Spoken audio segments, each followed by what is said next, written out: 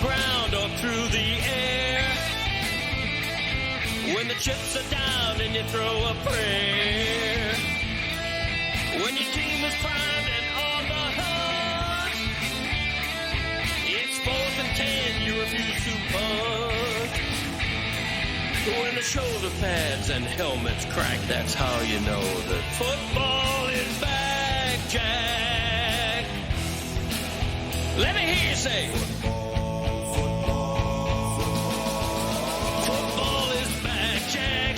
This high is wild and out of control. And we're gonna ride it every week till we reach the Super Bowl. Don't need no check downs. Give me big hits and quarterbacks. If you say this game's the best, I'll say it's a gag. Football is back, Jack.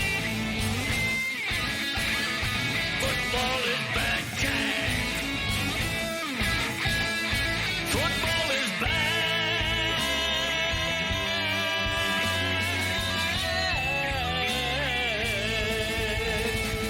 Football is back, Jack.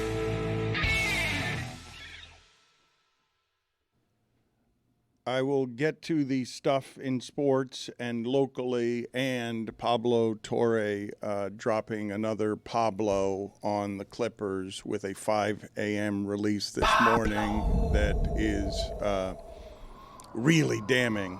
And you have to contort yourself in order to try and figure out how to defend the Clippers. I would not want to be in their PR crisis meetings on they're learning things through Pablo that are being chased at 2 o'clock in the morning, and Pablo is so far ahead of this story and has all the documentation on it. We'll get to that in just a second. Bomber flew all the way to Bristol the next day last time. Where's he flying today? Well, Billy doesn't believe that. Billy thinks it was an L.A. studio. I think it was Bristol. Billy, Ramona lives in L.A. Yeah, Ramona flew to Bristol also. They don't have those studios anymore. They do have it for the NBA show still. They canceled SportsCenter, but it was reported they still do the NBA show. Pablo said in the episode, like, we made him fly across the country. I don't know why you refuse to believe the journalism behind him flying to Bristol. I don't believe that he flew to Bristol. There are plenty of people questioning. Show me the flight log. You and Cuban are in on this together, it sounds like. Also, that's like an insignificant portion of this story. I know, but you're really hung up on it. And while there are... No, I mean, you guys pointed it out. I didn't point it out. I just said one time I don't think he flew to Bristol. I think he did it in the L.A. studio. I don't think it's once. I'm reporting that exclusively. Okay, we can get hung up on this if you want. So just to be clear, because I believe the reason that he's reporting that part of the story is simply to point out that the 7th richest man in the world doesn't have to dance to crisis very often, and he's in trouble because when you hear this episode, you'll be like, oh my God, this is even clearer than it was before, that they are shrouded and engulfed, and we'll call it circumstantial evidence, but it's as close to documentation and a paper trail as I've ever seen on something that looks like this, and we're talking about an amount of money that's extraordinary. But we will get into that story. It's again going to be the biggest story in sports of the day. But please turn down that sound for a second. Here's Commies and Packers tonight. Don't Yeah, forget you mentioned that. But mood of the country, and on the 24th anniversary of 9/11, which I'm going to say is the last time I felt quite like this in terms of just horrified and sad about the state of America. And I will not make today about gun control, and I won't make today about politics. I'm simply going to tell you that when Charlie Kirk is assassinated like that, and I'm watching it on the internet, and as horrifying a thing as you will see. It might be the worst thing I've ever seen. It's as horrifying a thing as you will see on the internet, and without even knowing yet the suspect, I can tell you this much. That was precision on killing someone in a way that maybe that person could have gotten to a hospital, but I feel like that was dead if he had landed on the operating table right behind him, just because of the precision of what happened there. So totally horrifying thing to watch. And I don't know which feeling is stronger inside of me, sad or scared. because I know, because what happens immediately after that, because we're so connected to the internet, because people are so lonely, and because there's like a lack of humanity in the air, whether it's a healthcare CEO killed in the street, everything's a video game, everything's a cartoon. You're disconnected from humanity in a way that you see a snuff film like that. It's horrifying. And immediately the conversation that starts, it's either about gun control or right and left. And it's like, no, that's where we are. That's where we are as a country, where we're going to start, I'm not going to say normalizing that, but we did this with the healthcare CEO, where all of a sudden the conversation afterward, everything's content. It feels like I'm living in Natural Born Killers. Like the movie Natural Born Killers with Woody Harrelson, Oliver Stone, it feels like I'm living inside of it. Like, you didn't know if you were sad or mad. It made me sad, the whole thing. And by the way, like, seeing the actual video of it, 1,000% adds to the horror of it. Like, if we only had the video, that far away video, which was the first one that I saw, it's like, holy shit. But then when you see the other videos, it's a completely different story than at that point. And then I became mad throughout the day yesterday because I just don't understand the whole reaction. Oh, well, you know, you weren't upset when that happened. You weren't upset when that happened. And that went from me to being, like, sad about this man and the family, and it made me mad, just a lot of the reaction I saw. People like to disassociate when things like this happen. We don't have video off, and it makes it easy to disassociate. That's what that looks like. And I'm also scared, too, because they apprehended 2 people and they released them. This is, as Dan mentioned, this was a very dangerous individual that is still at large. And the longer this thing goes without a suspect in custody, the crazier the online theories will get, the worse the rhetoric will get, the more kooky theories people apply to this, and it's a scary time, no doubt. I don't normally do this. My younger son sent me. My younger son's 13. We love watching South Park together, so he knows who Charlie Kirk is because they had an episode this season centered around Charlie Kirk. And so my son sends me a message. He's at the gym. He sees it on TV. He goes, you know, Charlie Kirk is dead. And I wrote him back and I said, have you seen the video? And he said, I have not. And I said, and I don't normally do this. We're pretty liberal in our house as far as what information we share and what we talk about. And I told my son, I go, I'd prefer you didn't watch the video. And so today, I think he's listened to me. I don't think he's seen it yet. I will also say, by context, because I don't want to be prisoner of the moment as I'm talking about the 24 years between 9/11 and this, there is daily horrifying video coming out of Gaza, and there is plenty on the internet that is horrifying, and I think a lot of people react to it in much the same way that they react to what they just saw with Charlie Kirk, because it feels like we're in a simulation here where things that you're watching in video, you're like, that can't be so. That's something out of the movies. That's something out of cartoons. That's something out of, computer artificial intelligence, where things that you're watching on video that become so very real leave you with a film on you that you can't quite get off of you. I mean, the dialogue around this, it's going political. I mean, cable news is a wasteland right now. I think everybody had the same pit in their stomach, and some progressives had a pit in their stomach for different reasons. Conservatives, this guy represented a movement for some people. This one's connecting more with people, I guess, because of the video that is inescapable. I know people. I'm very close to people. Too. I know I'm very close to people that have tried to avoid this video, and they open up IG and it's the first video that they see. It's so I didn't think it was real at first. I thought, okay, I saw the one video where it's from far away. Okay, now I'm seeing this one that's close. I thought maybe it was doctored for just sensationalist purposes. Yeah, it's inescapable, and the pit in my stomach isn't just for the person, his family, but also knowing what was going to follow, knowing the toxicity around it, knowing that it's only going to further division, knowing that it's going to be used because he is going to be made into a martyr already. There already are T-shirts, and he already has been martyred, and it needs to be pointed out, and it doesn't have to be a trilogy because this is horrifying. And you don't want to go too soon with some of this stuff. But he has also said an enormous number of heinous things, or did say an enormous number of heinous things, and was a divider who was in support of white men and very little else. And that's, whether you want to believe funded by billionaires, whether you want to believe that this was somebody who actually believed what he said or didn't believe what he said, it is so that he was basically espousing viewpoints the entirety of his famed life that were anti-everything except white men. That is context here without making it any worse than it already is. Yeah, still tragic. And still a human being, just like the healthcare CEO was a human being, and the delight and the celebration of seeing that video is something that I cannot get behind. And Mike mentioned too, like his family had 2 young kids, and the fact that you grow up with a very quick look at the way your father was murdered online when you get to a certain age, or when you go to school and you're like, oh, you're Charlie Kirk's kids, like, did you see the way he got killed? Yeah, that's their life now. Let me go show you how your dad was murdered in 4K. Like, that's something that those kids and that family has to live with forever in a way that nobody can really understand.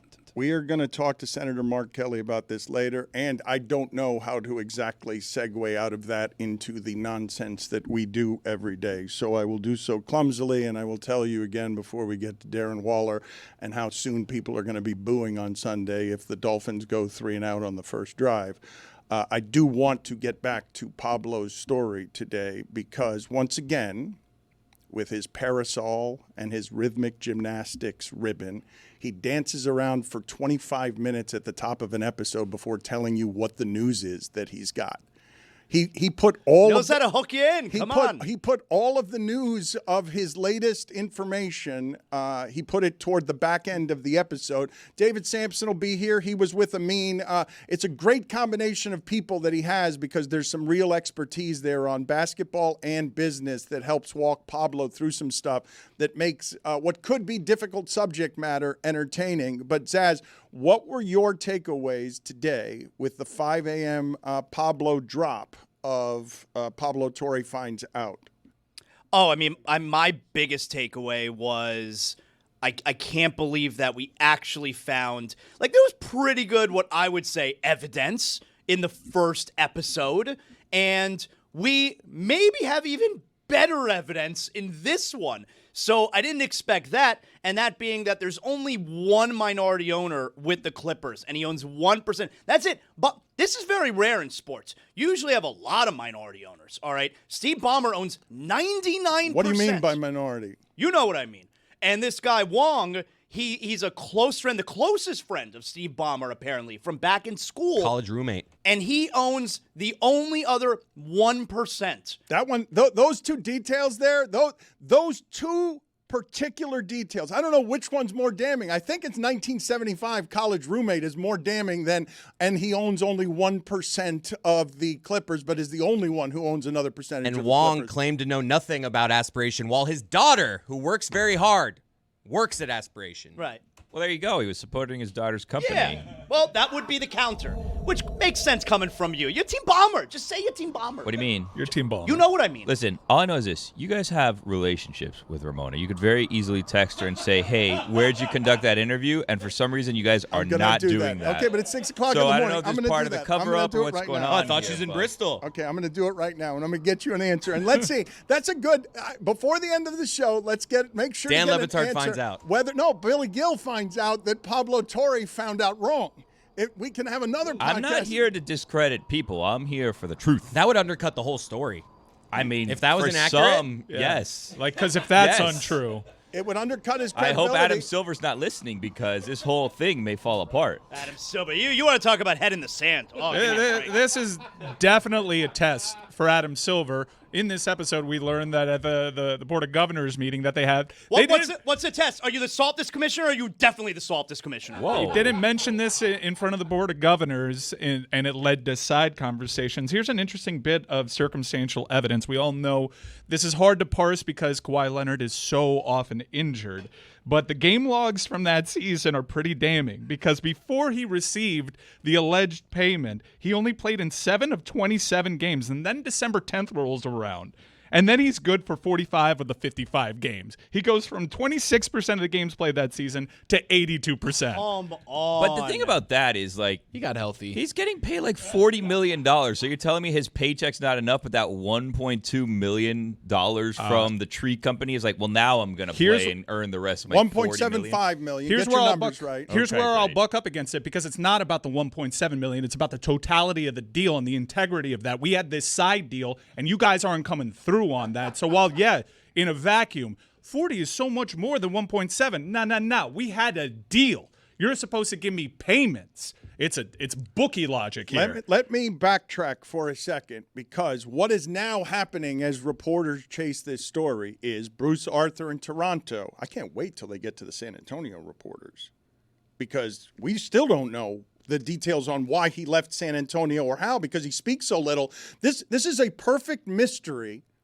on guy who's straight commerce and has a representative who does not care about what your structure is, because Toronto is saying that they were asking for all sorts of things, ownerships of Maple Leafs. They wanted to own the Maple Leafs. They were just kept asking for stuff, and it's really comically amusing when you think of it this way.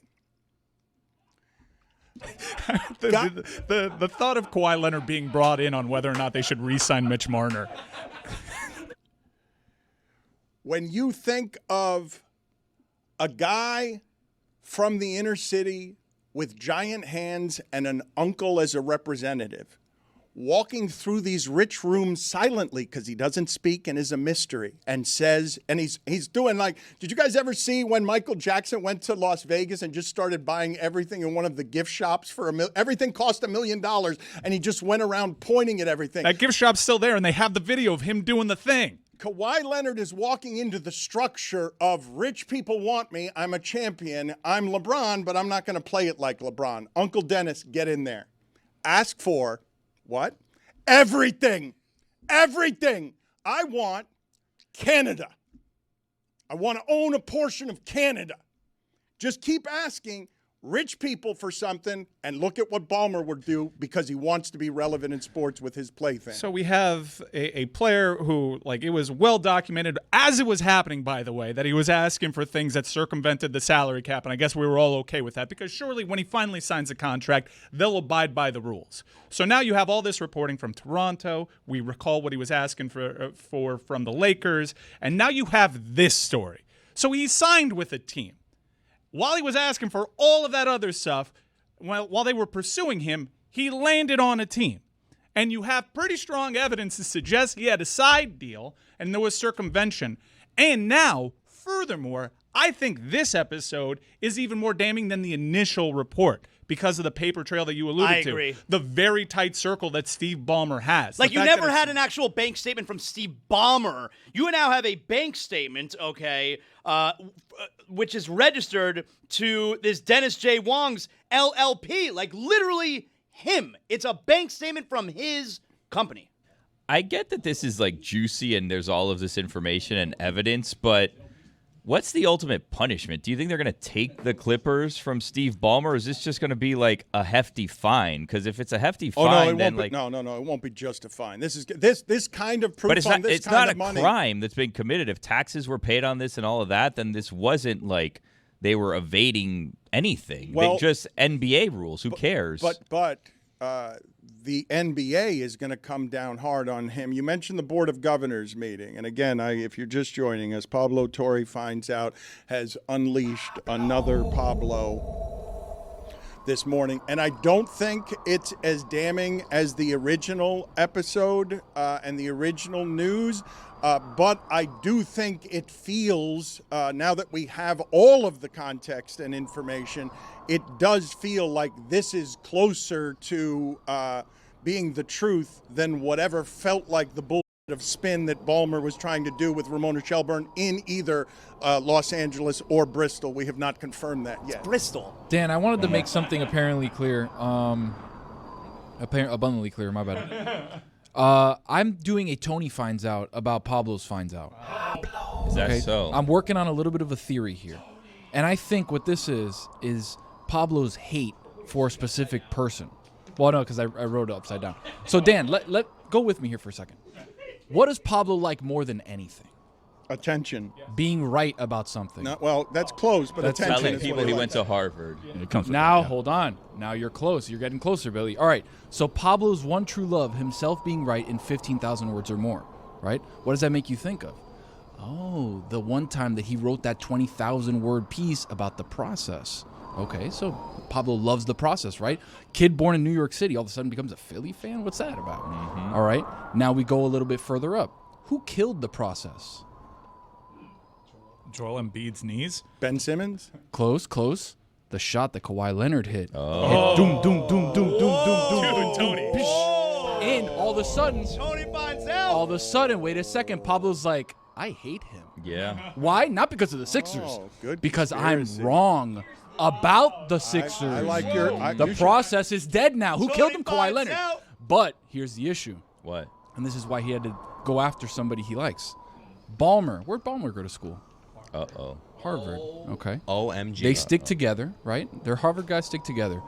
But Pablo's hatred for Kawhi Leonard turned Steve Ballmer into collateral damage at the Harvard club that now he cannot join together with Pablo, right? Like they can't be in the Harvard club at the same time.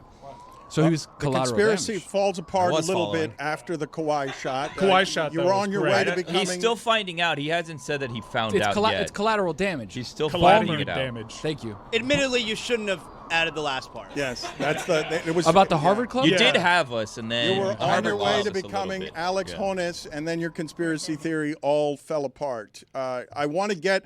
He used the voice modulator again. He's got good sources inside of Aspiration, Pablo does. And I forgive me, perhaps... rising corporate giant Zaslow has more familiarity with business than I do. I don't know what an LLP is. What is an LLP? There's an LLC, which I have. I'm a businessman. And then there's also an LLP. So wait, you're a journalist, you're a lawyer, you're a judge, you're a Race war expert. race war expert, and you're a businessman. Yeah, I have an LLC. He's a businessman. a businessman. So LLP, I don't know what that is. There's but- LLC and there's LLP. What is LLC, Dan? Limited Liability Corporation. What's LLP now? A longer know. album. Limited liability partnership. Oh, Okay. Thank you, Zaslow. I appreciate your expertise in this matter. Tony did find out. There The is- Harvard Club thing, there's something there, Dan. I'm going to keep working. You guys will be surprised to know that even though Zaslow has been someone everyone's noticed around here and elsewhere, everyone in the media, everyone's noticing that Zaslow is making a mark, and they're noticing Zaslow. And Zaslow's rising up in the media and at our company. And the other day, for the first time, he was interacting with our COO via email. I introduced them, and so our on. What do you say? our COO's name is Bimmel. Hey, nice guy. And Bimmel, this was great. Bimmel is spelled simply Bimal. I don't know what's going on with Zaslow's spell check. I don't know what's going on with his eyes and his reading. He only wrote a sentence by way of introduction to meeting Bimmel. And the way that it begins is, instead of hi Bimmel, hi Himalayan. Unfortunate autocorrect. Didn't even notice it. He didn't. Zaslow sent it without even noticing. I'm introducing the two of them to each other by email, and Zaslow starts the introduction. Second word in, it took him 2 syllables to screw it up. Hi, Himalayan, which would be a better name. And I sent it. I don't think so. I think I don't Himalayan. think It's a better name. More It's a better unique. name for a carnival ride. Yeah. So embarrassing. If I told you right now, there's a new star quarterback, and his name is Himalayan Dart. Well, that's the Dart thing. I mean, Dart is sick. he Bimmel wrote- Dart works. And I got an email back, like later in the day or the next day. It was just start with Himalayan, great names. Oh my God, I was mortified. He's an executive with this company. Hey, just keep it moving. We make mistakes around here, and we sink into them. Speaking of mistakes, I may be wrong about Darren Waller. You won't know until he plays, so you have that going for So you. he'll never know. Yeah, you may never know. He will never know. Didn't Will Fuller famously get a deal here where he just signed a deal and then just never played and collected the check? $10 million. It's Bunch really- Byron Jones did it. Odell. Yeah, Odell is pretty much in that category too. I got to tell you, this is a better way to do it than Kawhi Leonard. It's a better way to do the no-show job. Kawhi's looking at it and saying, that dude, he's got this down. So how does this go? Kawhi knows nothing about being paid by a team and not showing up. How does this go for Darren Waller, where a week ago they told us he might be ready for next week, and now it's like he might be out all year? Well, it's not even that a week ago yesterday, McDaniel said that he's on track to play week 1.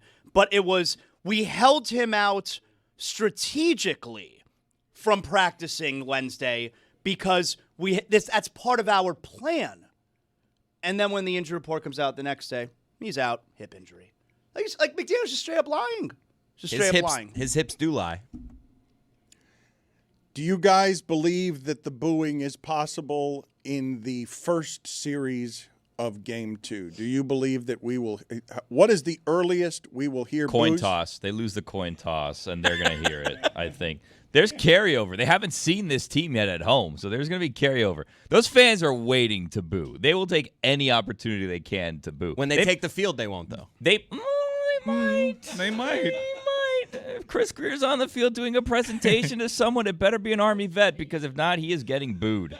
Billy, you've been around this team long enough now. When I'm trying to provide the context yesterday of never remembering outside of Fiedler and Feely, first half of first game of Wannstedt, this is clearly the end. Everyone knows it's the end. They've been howling all season, and the coach panics and makes a quarterback change at halftime of the first game because they don't have a quarterback.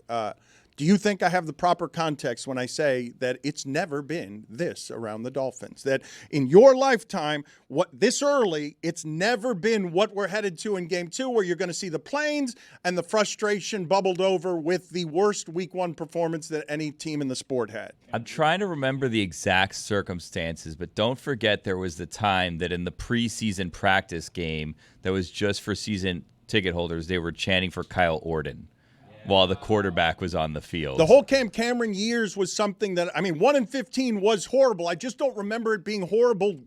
Where I'm wondering, are they going to boo the first drive of the season at home? That's where you're nailing it. This early in the season, I don't think there's a comp, because don't doubt how sad and beaten down we've been over time. Like, we've been this sad many a time, but it's usually later in the season. It's touchdown or bust, by the way, on that first drive, too, because even if they settle for a field goal on 4th and 2, the Boobirds will come out on a field goal attempt at 4th and 2. It's got a missed field goal written all over it, Wait a that minute. first drive, If a missed field goal. A good drive down the field. And it's end up 4th at the end up at the 10-yard line. It's a 4th and short. He goes for it. Doesn't get it. There's no booze there. He's right about that. If you go for it, no booze. A good drive down the field, 4th and 2. We're not kicking a field goal. We're going for it.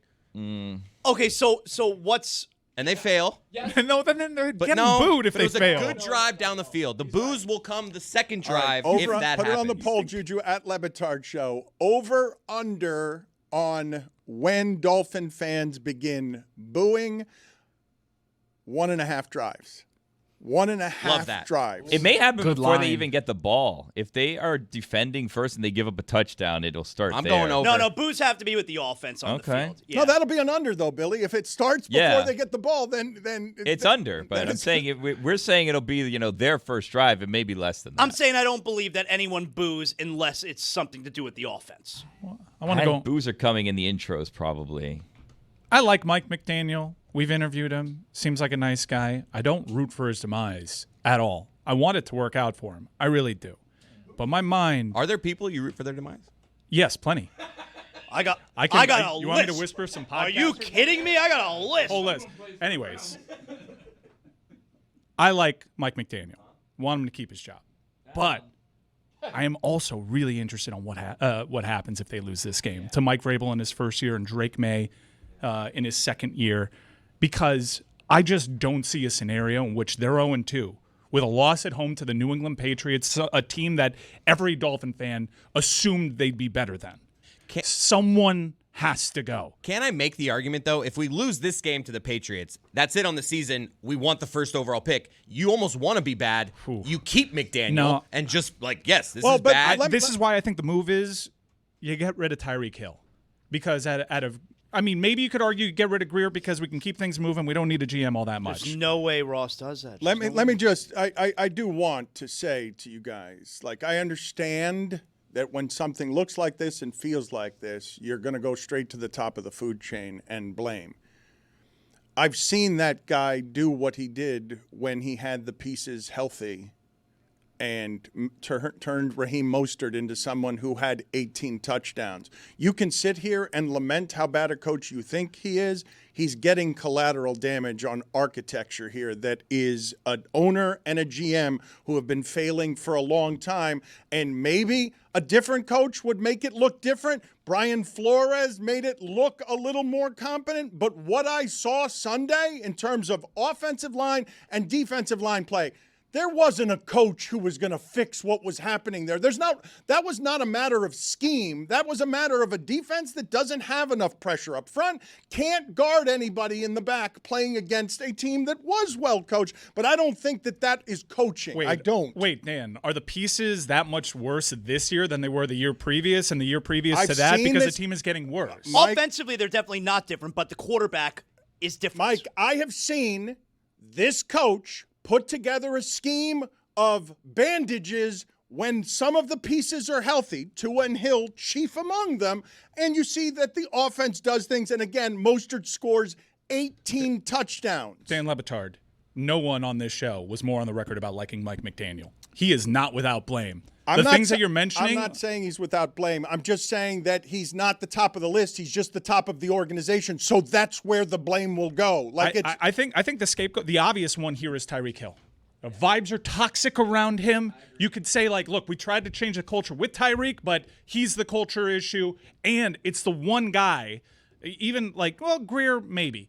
But if you get rid of Tyreek Hill, the fan base might be like, okay, we can still be good now that we got this out of our huddle. I hear what you're saying. It's an easy way, especially if KC also 0-2 after this week. It's not that easy, though, because you have to take the money into it and how much he's making and how much cap room your team has, what the cap hit would be for the Dolphins. No, you're right about that. No, it's not just like, you want him for number 3, here you go. Like, it doesn't work that way. No, you're right. But the easy part, which I think is what Mike is getting at, is it's like a stay of execution, where it's, hey, give us a little time. We just got rid of another toxic element, and it buys you another couple weeks to maybe look better on the field. The thing, though, that we're doing to McDaniel, and again, please do not take this as a defense of McDaniel, but one of the reasons that job can be unpleasant as head coach is when you are the face and the voice of a team every day, people notice the general manager less and less, and so Chris Greer cannot get what it is that McDaniel gets because he's not a face and a voice that you're looking at all the time, but he's more responsible for what we're presently witnessing than the coach. I've seen this coach be good, and you can say that he's since been undressed or that he can't make adjustments to the adjustments the moment that his quarterback's head scrambled or his receiver's a little bit slower, but I've seen him score 70. I've seen the offense look like it's never looked. I've seen Mostert put up 18 touchdowns as a pretty disposable running back, and so I'm not going to say that he's the top of the blame here. But, I mean, Chris Greer could take credit for that. Tyreek Hill can take credit for scoring 70 points. I've seen them all individually and collectively be good at the exact same time, but if they fall to 0-2, someone must pay. I can't dispute that, and I want to, before we get out of the local hour, celebrate that Billy Gill and Shula Bowl week is here. Billy Gill is a broadcaster for FIU. He is he is somebody whose voice is different than I would say just about anybody in sports broadcasting. Like sound of my voice? Yeah, definitely. I got a normal voice, I think. I got normal. I meant in content, but also in voice. Here's some Billy Gill FIU. It's a big one this week, Dan. You going to come? Pitbull is tweeting about it. I want to hear more about it after we play a little assortment of you on the first game broadcast. I believe that Central Michigan game last year, Corey, you described as one of the biggest games in program history. And I'll stand by that. Okay. Fair catch by Jean-Pierre. He's contacted and goes down. A youthful mistake for the Wildcats. Yep, and a fan in the stands has a whistle. They sure do, and they are right in front of us. So you will be hearing that today. Please note, all whistles heard on FIUsports.com are not official. We will let you know when one is. joke about time zones, but ultimately, you're closer to Japan than you are to Fort Lauderdale when you're in Hawaii. I was hearing that. I never had considered it, right? You see it on a map and you're like, it's far, but I didn't, I've never drawn a line to see what it's closer to. And really, I mean, how much different could Hawaii possibly be from, Key Biscayne? Hawaii and Biscayne. Yeah. Many have said basically the exact same thing. Some people call Key Biscayne the Maui of Florida. A familiar name. The McLean game sees him then transfer to UCF. And now, here with Bethune-Cookman, his first drive. McLean. I have to rip up all my notes. I wasn't prepared for this, Corey. Be along here on ESPN. Oh, there it is. That's the first time that's happened, I think, ever. Happy to have you here on FIUsports.com. Pause up. Corey Brooks, Billy Gill with you. Hey, when are we doing our volleyball game? Home opener is next weekend. Yeah. Goldie and I will be in Penn State. Goldie and I? Yep. Wait, are you cheating on me? Goldie and I thought we had an open relationship. Wait a minute. Oh, no. You know what? I'm going to call Kim Bokamper. We're going to do something together next weekend. The opposing broadcast is saying that ball was too far ahead and they didn't have a chance at that play. Got to tell you. Let you know if I hear anything else. It's going to be biased both ways here in the radio booth. Hey. I think that's what I said. You said immaculate. Okay. I was just kind of agreeing with his co-signing. It feels like good is a downgrade. Okay, fine. Sorry. Great vibes. Right. The best vibes I've ever had in my life. Billy Gill bullying the FIU fans. Vibes not high enough. Grant Toe, Chainsaw Cheney, another tackle for the Panthers. Love that nickname. I got to tell you, if you have 6'7", 320 coming at you on a blitz, I don't blame you for throwing it away. That's the stuff of nightmares. I'd be throwing that all the way to West Palm Beach, given the circumstance. I don't think you could throw it that far, but I get your point. That Willie Simmons story you told from Deuce that you kept calling Media Day is actually from Content Day interviews that have not aired yet and are only accessible to you. Okay. Well, you're trying to make me feel bad, but I finally feel like I'm an important person around these parts. So you've always been I have exclusive content no one else can get their hands on. Internal content until it airs on ESPN Plus. Oh, when's it airing? Leak from Billy Gill. Depends. Well, had I known I'm not supposed to talk about it, I wouldn't have talked about it. I would have watched it. They were so long. It's not that you're not supposed to. It's just that it hasn't aired yet. Gotcha. So you're just kind of, providing spoilers. Well, I didn't know that. It's like saying Dumbledore dies at the end. That's all. That's all you've done. Okay, I haven't seen that, but now you've told me. And if I remember, I'm going to be very upset when I watch that. So there's a barber on the team. Think about getting a haircut? I just got one today. Did you? I've never availed myself of the team barber. Thank you. Probably not great you didn't notice until I said I got it, but that's okay. Well, I mean, I didn't see your hair yesterday, so I don't know. I'm going to get my player of the game to Chainsaw. I thought you might. Roy, what did you just say in my ear with a big smile on your face? This play-by-play guy, AJ, he sounds so happy. Well, he loves Billy. He sounds like he loves Billy. Fine, yeah, it's Corey Brooks. I thought it was AJ. We workshopped that back here. Yeah, you could have corrected us then.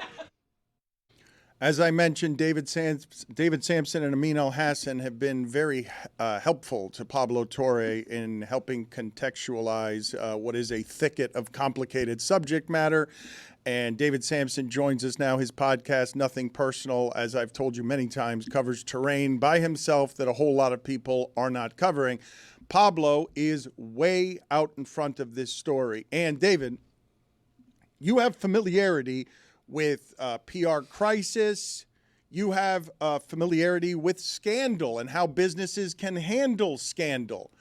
Have you ever seen your entire history in sports, the documentation that Pablo has that can come this close to feeling like the most damning of circumstantial evidence on proving something is a rule break by a really powerful rich person and organization? Because I just cannot believe the amount of information that Pablo has that has everyone saying by consensus, I miss this kind of journalism. I can't believe how locked down he has this story.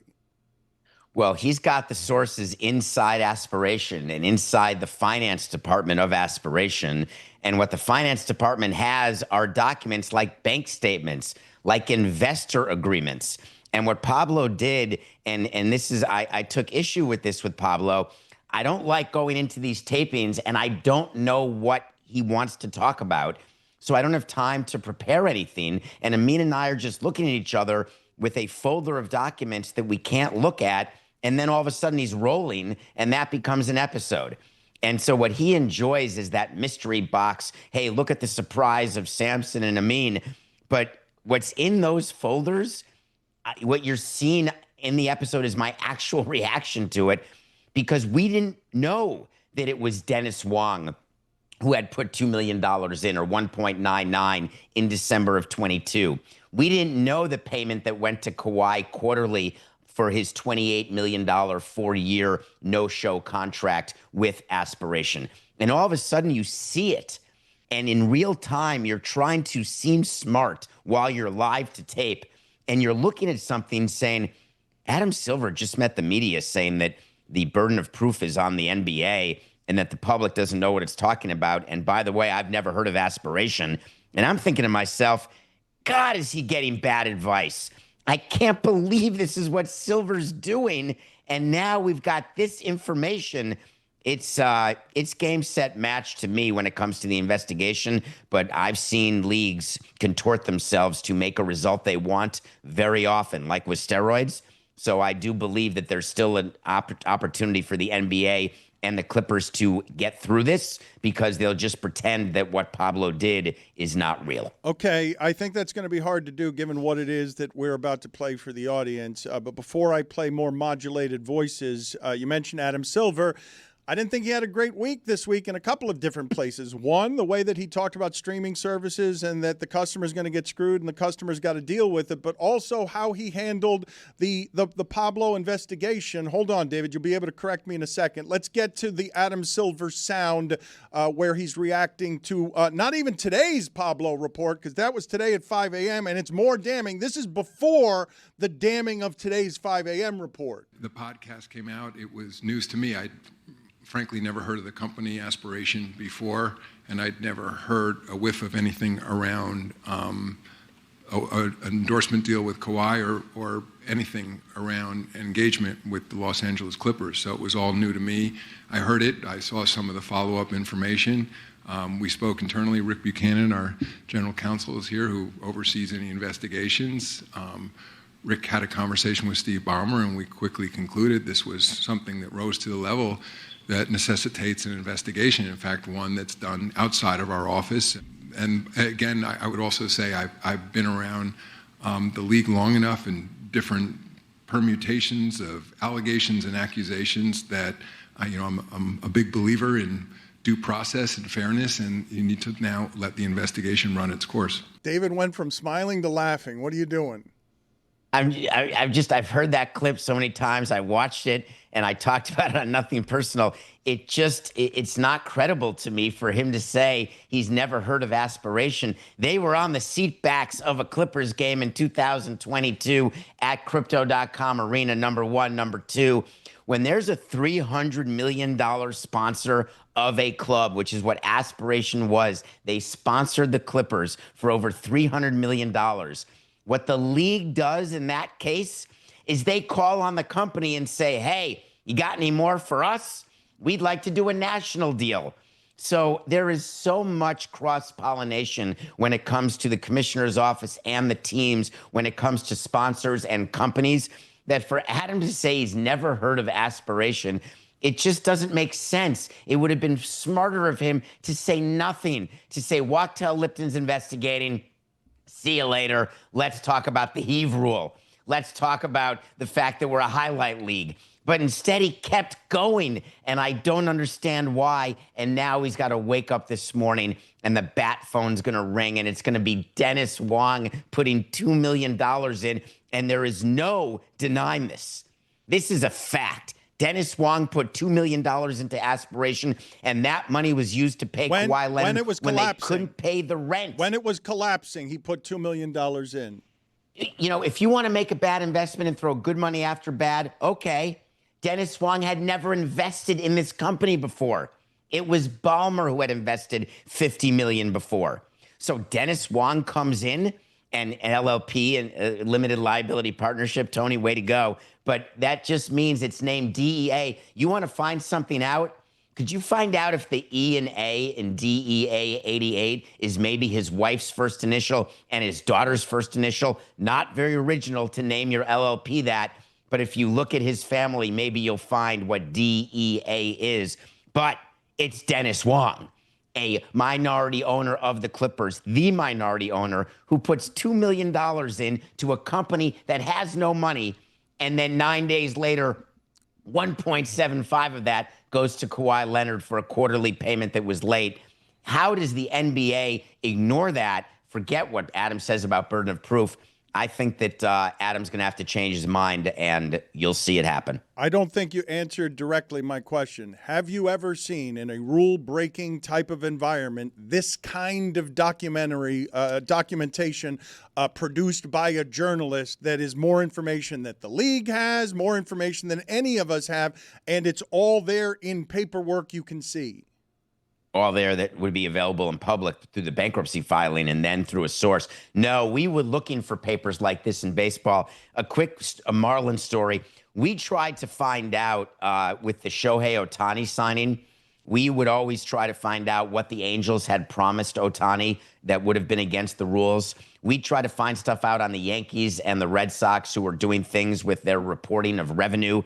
So we'd go to games and look around for sponsors that they may not have reported or try to get to the bottom of things, but we could never get things in writing. And there were committees who were formed for the sole purpose of trying to make sure teams were being honest. And the NBA has one of those also, and Steve Ballmer is on it. Steve Ballmer is on the audit committee in the NBA, which is responsible for the financial reporting of the teams. So there's great irony. But, man, I spent a lot of time searching, but Pablo is not my employee, so we never found it. David, we're obviously not in a court of law. So the rules are different with the NBA and what they need to do and what they have to do or what they will do. But if we were in a court of law and these documents are presented, this case is over, right? Well, no, there's rules of evidence when you have to go back to where these documents came from, how were they secured. So there's a chain of custody of evidence. And then there is someone who has to, it can't be Pablo reading this and putting into the record that which his reading of that document is. It has to be someone who prepared the document or someone who can speak to the truthfulness of that underlying document. So there's a lot different rules when you're in real court versus podcast court. But man, did we have fun in podcast court on Pablo's show this morning. What else was interesting to you about the episode? Let's get to the voice modulations here real quick. Please, these are also damning. He's got 7 sources inside of Aspiration, and the way they talk about this, David, my God, it's just such an obvious open secret that everyone knew about. Here is one of the modulated sources. But between those months when all of this is missing, so September, October, November, and leading up to December, the actual certainty of the company even existing is up for grabs at that point. Are we going to get paid as employees? Why does Uncle Dennis keep calling us? We have such bigger concerns that we're thinking about, which is our own salaries. Are we going to have to go through layoffs? Where is the money going to come from? But lo and behold, Uncle Dennis gets paid. So this payment was made December 15th, 2022. Mm-hmm. When was the 20% of the staff laid off? The same day. Pablo has documentation that just shows that the payment to Kawhi from this bogus tree planting company, it just says right next to it, critical. The payment to Uncle Dennis is critical. Let's play the longer sound that offers some of the context around what was going on at this company and just how clear-cut some of this stuff is. I knew the name Dennis Wong because I got 2 texts from this very senior executive at the firm regarding Dennis Wong. So inside of Aspiration, Dennis Wong's investment was identified as an investment with the Clippers clearly attached as part of the identification. Yeah, and I do have another text as well. This is from November 13th, 2022. And it says, Wong is Ballmer partner. How surprising is it that a new investor would put money in in December 2022 who had not already clearly been deeply invested into the company. So it is beyond shocking. And I will tell you, I knew that the board, which is Ibrahim al-Husseini, who's been indicted, and Joe Sandberg, who's been indicted, I knew that they had put money in December to make payroll and make rent and all that material. It is not a rational investment that someone would make. So it is very shocking to me that $2 million was made as an investment by Dennis Wong, who in my text is identified as the Clippers, Steve Ballmer's partner, a week before $1.75 million was paid to Kawhi. David? I think it's important to understand two things with what we just heard. One, when you associate Dennis Wong and the Clippers, I'm not using the fact that he got information, this source, she, they, whoever it was, we heard the modulated voice also during the show, was that it said Wong, open parens, Clippers, close parens. As I've told you, I have in my phone Steve Dry Cleaner. So I would not be surprised if it was associated so people just knew Dennis Wong Clippers. So that's not evidence to me. What's evidence is the relationship between Steve Ballmer and Dennis Wong, the close relationship that exists when they were roommates back in Harvard, when they are with the Clippers together, building into a dome together, going to games together. There is no way with Dennis Wong's daughter working at the firm. The question is, would he put $2 million in to save his daughter's job? Would he put $2 million in because he thought he would save trees? Would he put $2 million in because he was asked to by Steve Ballmer or by his daughter or by Joe Sandberg? All of those are possible. But for the NBA's point of view and the investigation, the timing of the $2 million that comes in and then goes out to Kawhi, that's what's going to interest Wachtell Lipton, the investigators. Why did you put in $2 million at that point? And the burden is on Dennis Wong, who could end up being like Ipe, could end up being the fall guy here for this version of Ohtani. He's going to have to say to Wachtell Lipton, I believed in this investment. I believed in helping out my friends, a company that was in need. And then it's going to be up to the NBA to decide whether that is rational and credible, because rational is what you need to prove to not have salary cap circumvention. I have a number of different questions, and I will continue to tell the audience a couple of different things. First of all, Nothing Personal is growing at a very, very fast pace. And it is a perfect lead-in to what it is that we're doing. Your timing was terrible, so was the audio. So good work by you, Chris.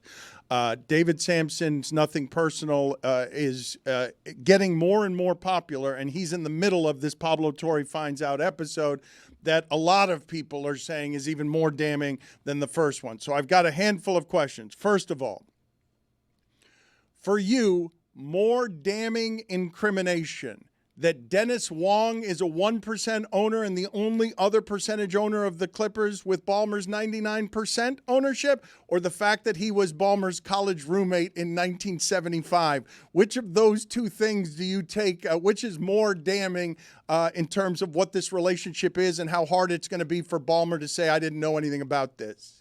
None of the above. The fact that he's the alternate governor, the fact that he's the vice chairman of the Clippers, that means way more to me than whether he owns a percent or not, or whether he is his college roommate or not. He is a part of the Clippers organization, definitionally has a relationship with Steve Ballmer. That proves it more than college roommates. Some people may not even like their college roommate. Let me say this about the scandal. You find yourself in the position where you have to handle this today on behalf of the Clippers. You are in charge of doing what's next. What's the lie you're going to tell? I'm going to make sure that I'm not letting Steve Ballmer do an interview, and I am deciding I'm going up to Steve Ballmer as his head of crisis PR and asking whether he is willing to let Dennis Wong wear this. Because if he is, then I'm going to the NBA with a settlement offer, which is I put money in and I got duped and conned. No question. You're not going to get anything more on me on that issue. You're not going to get whether or not Kawhi's $28 million was above market or below market. But this Dennis Wong thing, I don't know how to get through that. How about if we suspend Dennis Wong for a year? How about if you fine the Clippers the maximum amount for appearance of impropriety, and you can take away our first-round draft pick in 4 years, because that's the first one we have. And I don't know, Tony, when the next first-round pick is. They traded so many of them to OKC. But I would start negotiating the punishment once Steve Ballmer agrees to let Dennis Wong wear it. Because the problem is, what if Pablo's not finished? What if Pablo has another episode ready to go? I didn't even consider that.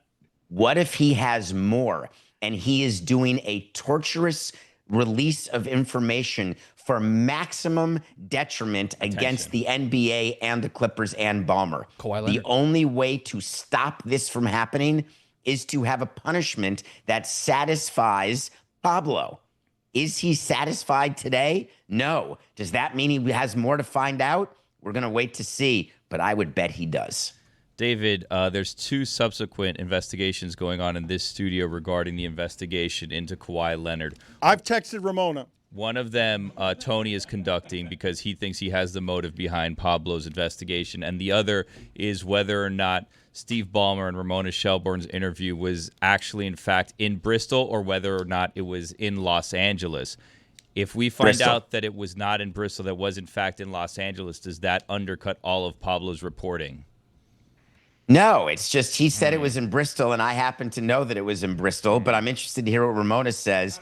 And if you're thinking that Steve Ballmer had to travel across Wait a minute, country, are you reporting that you happen to know? Did you report it I happen to know? There's no way that you happen to know. I happen to know that Steve Ballmer did not fly across country, that he may have already been in the Northeast when he went to Bristol. Mike Ryan's the king of happen to know. Are you alleging that you have a happen to know? You are reporting this as a happen to know? Yes, I am. Oh, my God, he knows. He happens to know. Come, everyone. Come and listen. Happens to know. He happens to know. Well informed. Now, I will say this. David said that he happened to know that Steve Ballmer was already in the Northeast, which also goes against the reporting that Steve Ballmer flew across the country for the interview. Get out of here. So I will say that there has been questionable reporting of the situation. I have now heard back from Ramona Shelburne. Nice. Wow, it's early. It is early. It is early for her, but Pablo's dropping these episodes at 5 a.m. and making everybody scamper. Lord's time zone needs to happen. I'm saying. Ramona reports that the interview that she did with Ballmer was in Bristol because they were all there for the Hall of Fame. They were all in the Northeast for the Hall of Fame. So it didn't make Steve Ballmer Well, but the Hall of Fame is not in Bristol. So it's essentially Pablo confirmed. did specifically say, I made him fly across the country. Wow. Which kind of I would makes have preferred him not to have said that part because he was already in the Northeast, but it doesn't take away from the show in any way. It somewhat discredits him. He does take a bit of a credibility hit, but not quite as much as the Clippers are today. Because honest to God, I want people to understand your level of shock when you processed live on camera the idea of holy shit, he's got a minority owner here who is really close to Ballmer that makes it impossible to think that Ballmer didn't know what was happening here. Should you believe the credibility of the reporter, which now is in question slightly. So it's the big thing here, Billy, which is when I'm sitting there, I am tempted to not want to. Remember my background with teams. I don't want to believe the media knows more than I do. I don't want to believe the media is smarter than I am. And so I'm sitting across from Pablo, and I'm not wearing my nothing personal hat. I was wearing my executive hat, and I was trying to discredit everything he's been saying. That's been sort of my de facto position during the course of recording these episodes because that's my experience. 18 years of no, you don't know. So what did I do? I opened this document, and in real time, I'm trying to come up with a possible explanation. What can I say that will be credible is the reason that Dennis Wong put $2 million in December of 22 into a company that no one would have invested money in unless it was the two guys who were indicted. And I came up with nothing. Well, and this was in real time. Wanted to keep his daughter's job safe. His daughter worked there. I thought about that. There were tons of layoffs happening, and he knew very well. Did we find out whether she's the A in DEA? Do we know the name? Tony's still looking it up. I know you want Tony finds out. It's an important thing that he's trying to I'm try and get to the bottom of, but we don't have that answer right now.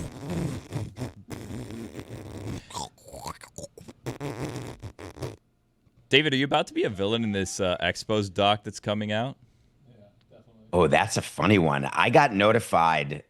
This is over a year ago. I was called by someone in Montreal and had a conversation in French with one of the producers whether I'd be willing to do an interview about the Expos. And I said, sure.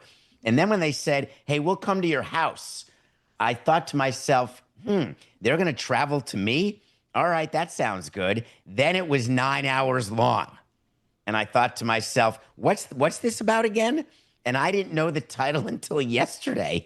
And it's called Who Killed the Montreal Expos?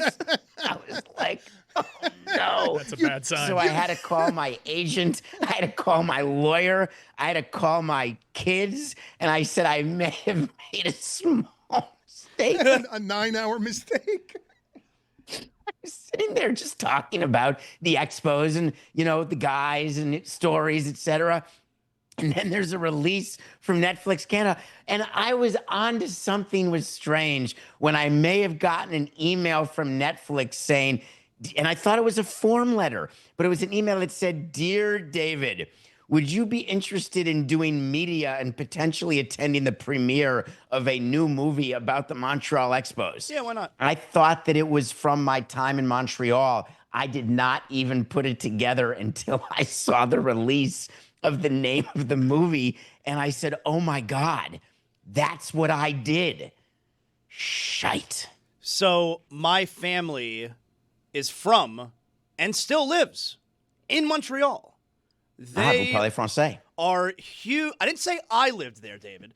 They are huge Expos fans or were huge Expos fans. Dan, whenever my family sees David here on screen with me, they text me vomit emojis. Oh, come on. Yeah, they do. It's 20 years ago. Tell him to get over it. Wait a minute. There's a movie coming out, Who Killed the Expos, that you're starring in. What do you mean, get over it? Listen, hold on. If they interviewed you for 9 hours, I'm sorry, I've got the answer. Look, spoiler alert, Who Killed the Expos? This guy did. Spoiler, if they interviewed you for 9 hours, they're blaming you for it. This is a potential problem.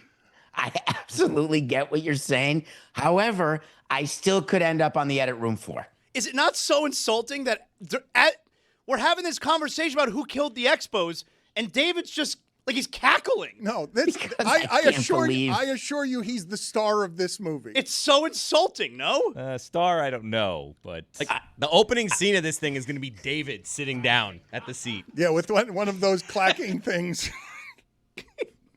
I must tell you that I was doing the interview thinking to myself while it was going on, man, I'm doing great.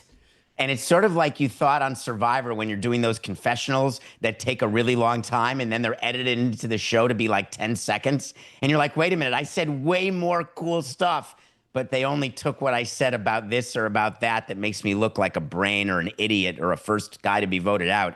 So I'm slightly concerned with how the edit's going to go, but I'll keep in touch. I don't think anyone's going to hear about this movie until just now.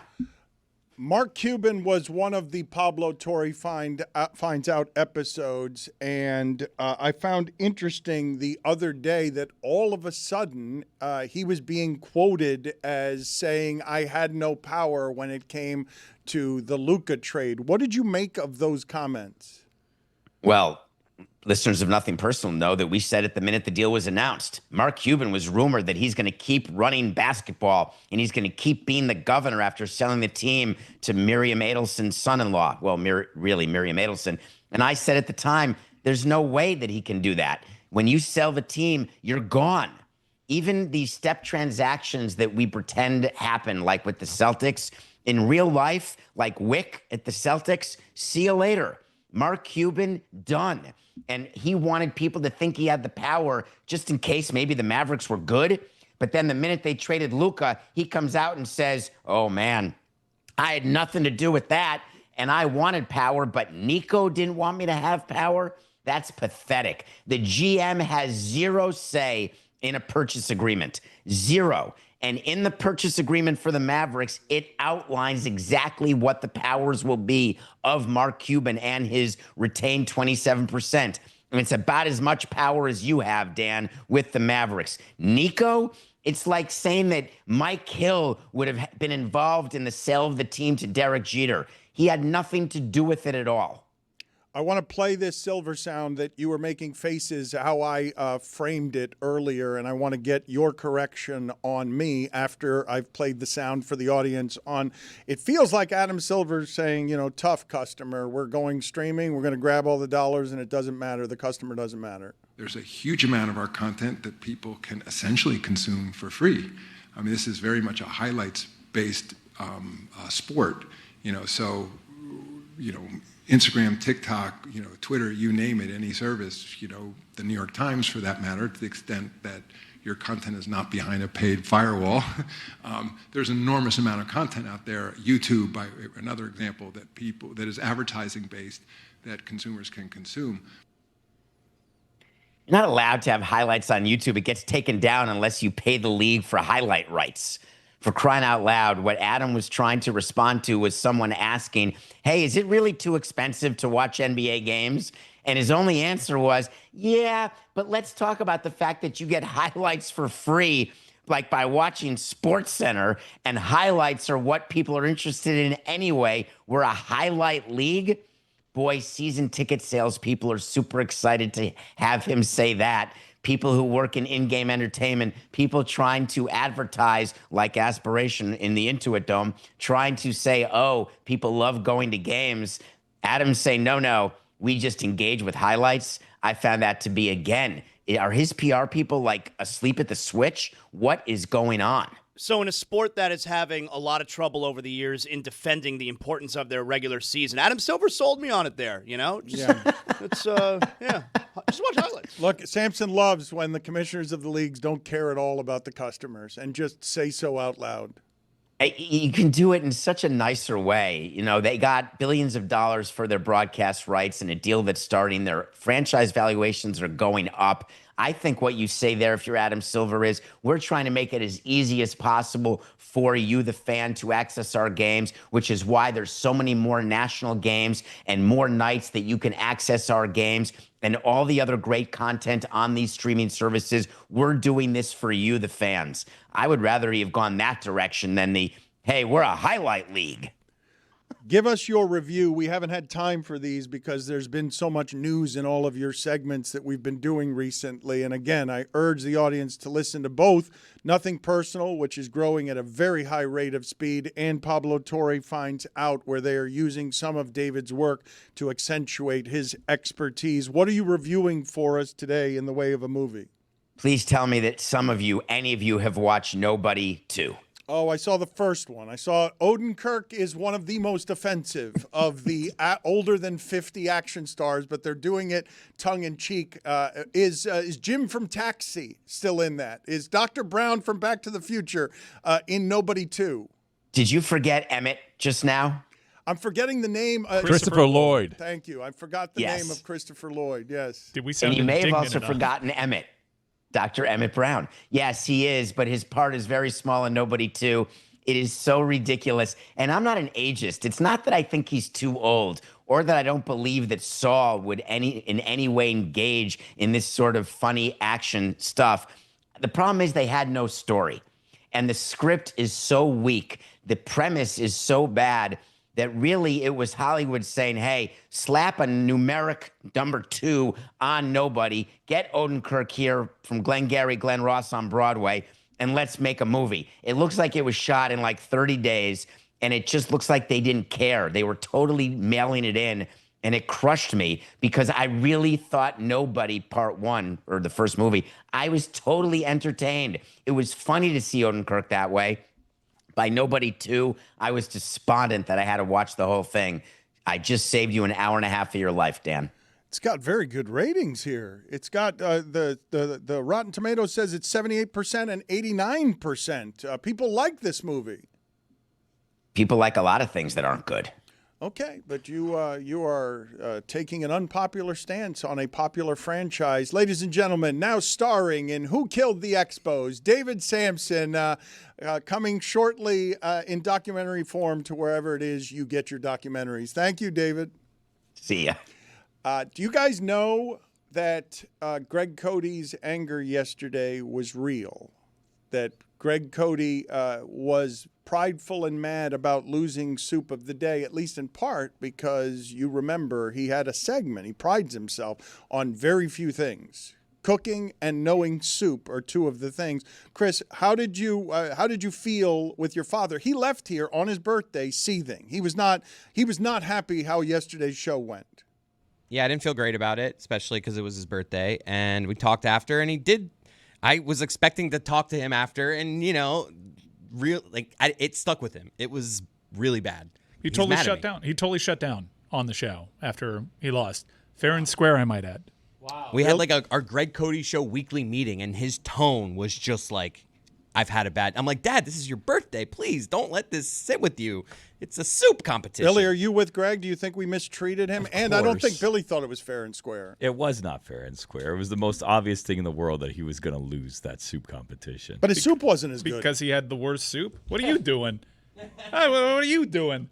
Me, ultra popular figure on the Dan Le Batard Show, upsetting Greg Cody. Yeah, the fix was in, Billy Gill. Well, Dan had the deciding vote between you and Greg. It was Zaslow obvious decided. Did. He put it on Zaz. Decided. My wife said to me when I got home yesterday, and I told her what happened. She said, "Why did you make that sweet old man angry?" It's a good question. I will also say this: Chris Cody was on this chain. There was a text chain that was sent. A tipster sent us a tip that accused Mike of using HelloFresh in the soup thing. Someone sent me a photo of a HelloFresh recipe that looked exactly like Mike's soup. No, I use a lot of different things. I'm familiar with it. That's where I was like, ooh, oftentimes I do use that as my source material to see if I like this. And then I save the recipes. And I'm like, let me build this thing out and add to it. And my dad defended you in saying there's nothing wrong with using a recipe, but he still went back to the coconut thing. He's like, he can use a recipe, but I didn't taste the coconut. He could not let that go. He couldn't wrap his mind around the fact that this is a different soup. Like subtle taste. Yeah,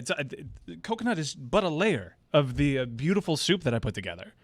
So this was worse than the turkey cook-off, huh? 100% In terms of his anger, yeah, because I think he actually felt like you beat him that day. He felt like he won yesterday, even though I don't think anyone also agrees. He likes you. Like, I got this weird adversarial thing with Greg Cody that's honestly one way. I love the man, but it felt like losing to me in particular, especially when he's the soup guy, and I've never actually engaged in any of these I'm better than you contests. It felt like me beating him felt like it stung him more. It felt like he was mad at me too. I don't know if you're aware. There's a lot going on there. I don't know that he likes me so much. I don't know if you're aware about that. And I feel like it's kind of bull position that you put me in yesterday, Dan. Like, why did you vote before me? Yeah. Because Dan was giving away his vote. It was so clear how Dan was going to vote. Right, he was totally putting it on me. Right. Yeah, it was obvious that Dan liked one soup more than the other. And you hadn't really given away, so I was like, let's at least end with... You know, have you ever thought about how this makes me feel? Have you? Like, I knocked that out the park. In fact, the lime zest wasn't even on the soup, and after you guys added the lime zest afterwards, you're like, holy cow. Yeah, no, this adds another layer to it. This goes extra. This goes to another level. You guys are over here trying to taint my hard-earned victory. I'm not. You know what? There's no incentive for me to continue indulging this show in these activations. You have made me feel bad. I loved you, soup Oh dog. no. Greg feels great typically after these, so I'm sorry to hear that you feel bad. I do. What you're doing right now is hurtful to me because I worked hard. All right. I went to a Whole Foods. I was scanning the aisles. I was like, no. Let me upscale every ingredient That's that what I a good can. chef does. Let me get this to be so quality. I am attaching my name to this. Let me pour my heart and soul into this. And you know what my extra ingredient was, Billy? Despite your intentions right now, love. I wanted you to love that soup. I didn't bring up this conversation. Game changer. Love that soup. It's a damn good soup. I will also say this: one of the voters in yesterday's contest said after the fact, and I'm trying to remember whether or not, spoiler alert, it comes out on Mystery Crate or not.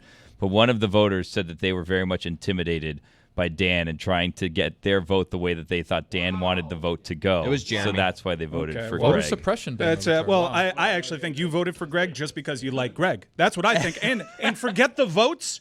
Greg continued to perpetuate this lie on the air that he made more soup than me. He did not. I made way more soup than he did. There was more soup at the end of Greg's, which That's would right. mean that maybe he made more than you. No. It meant that people liked my soup more. You continue to do this. Why are you so divisive, Billy? I'm not. You know what? Here, you make the soup the next time. Chris, Billy, you Greg Cody's now winless in these competitions. Which was mentioned many times before the vote. That's what he tried to tell me, my dad, yesterday. He's like, when do I get to win? I'm like, Dad, in this show, you're probably 745-4. The only losses you get around here are these competitions. Again, people hate me on this show. People love him. There's nothing sinister at play here. I disagree with you only here. The sinister thing and the fraud in the voting, Chris voted for his dad. Chris was lying. Chris saw how wounded and prideful. Chris wanted a good competition. Jeremy started voting for Mike. Chris, whose soup was better? They were both really good. Chris. They were different good. Chris. You guys are so full of it, man. Chris, whose soup was better? I liked my dad's soup. I liked both. I'm not gonna do this. I'm not gonna let you do this. You're trying to intimidate another voter. I voted you see for what's my dad. happening here, right? Now, if Jeremy had voted for my dad, might I have voted for Mike? Maybe. It's a sad and scary time in America. You will forgive me for the gloom of what it is we're about to talk about. We will get back to the silliness of sports and other things in a second. Senator Mark Kelly, he's a former U.S. Navy combat pilot. He's an astronaut. He's now the senator for Arizona. Thank you for joining us, Senator. What was your immediate reaction upon hearing the news yesterday that conservative activist Charlie Kirk was shot and killed in front of a crowd in Utah? Well, I was horrified, as I think most Americans were and should be. I mean, this political violence like this, has no place in our society, and it really demonstrates kind of the worst of us.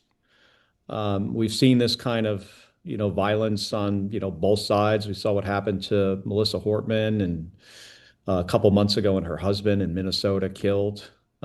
What happened to my wife, Gabby Giffords, shot in the head in 2011. So we see this over and over again.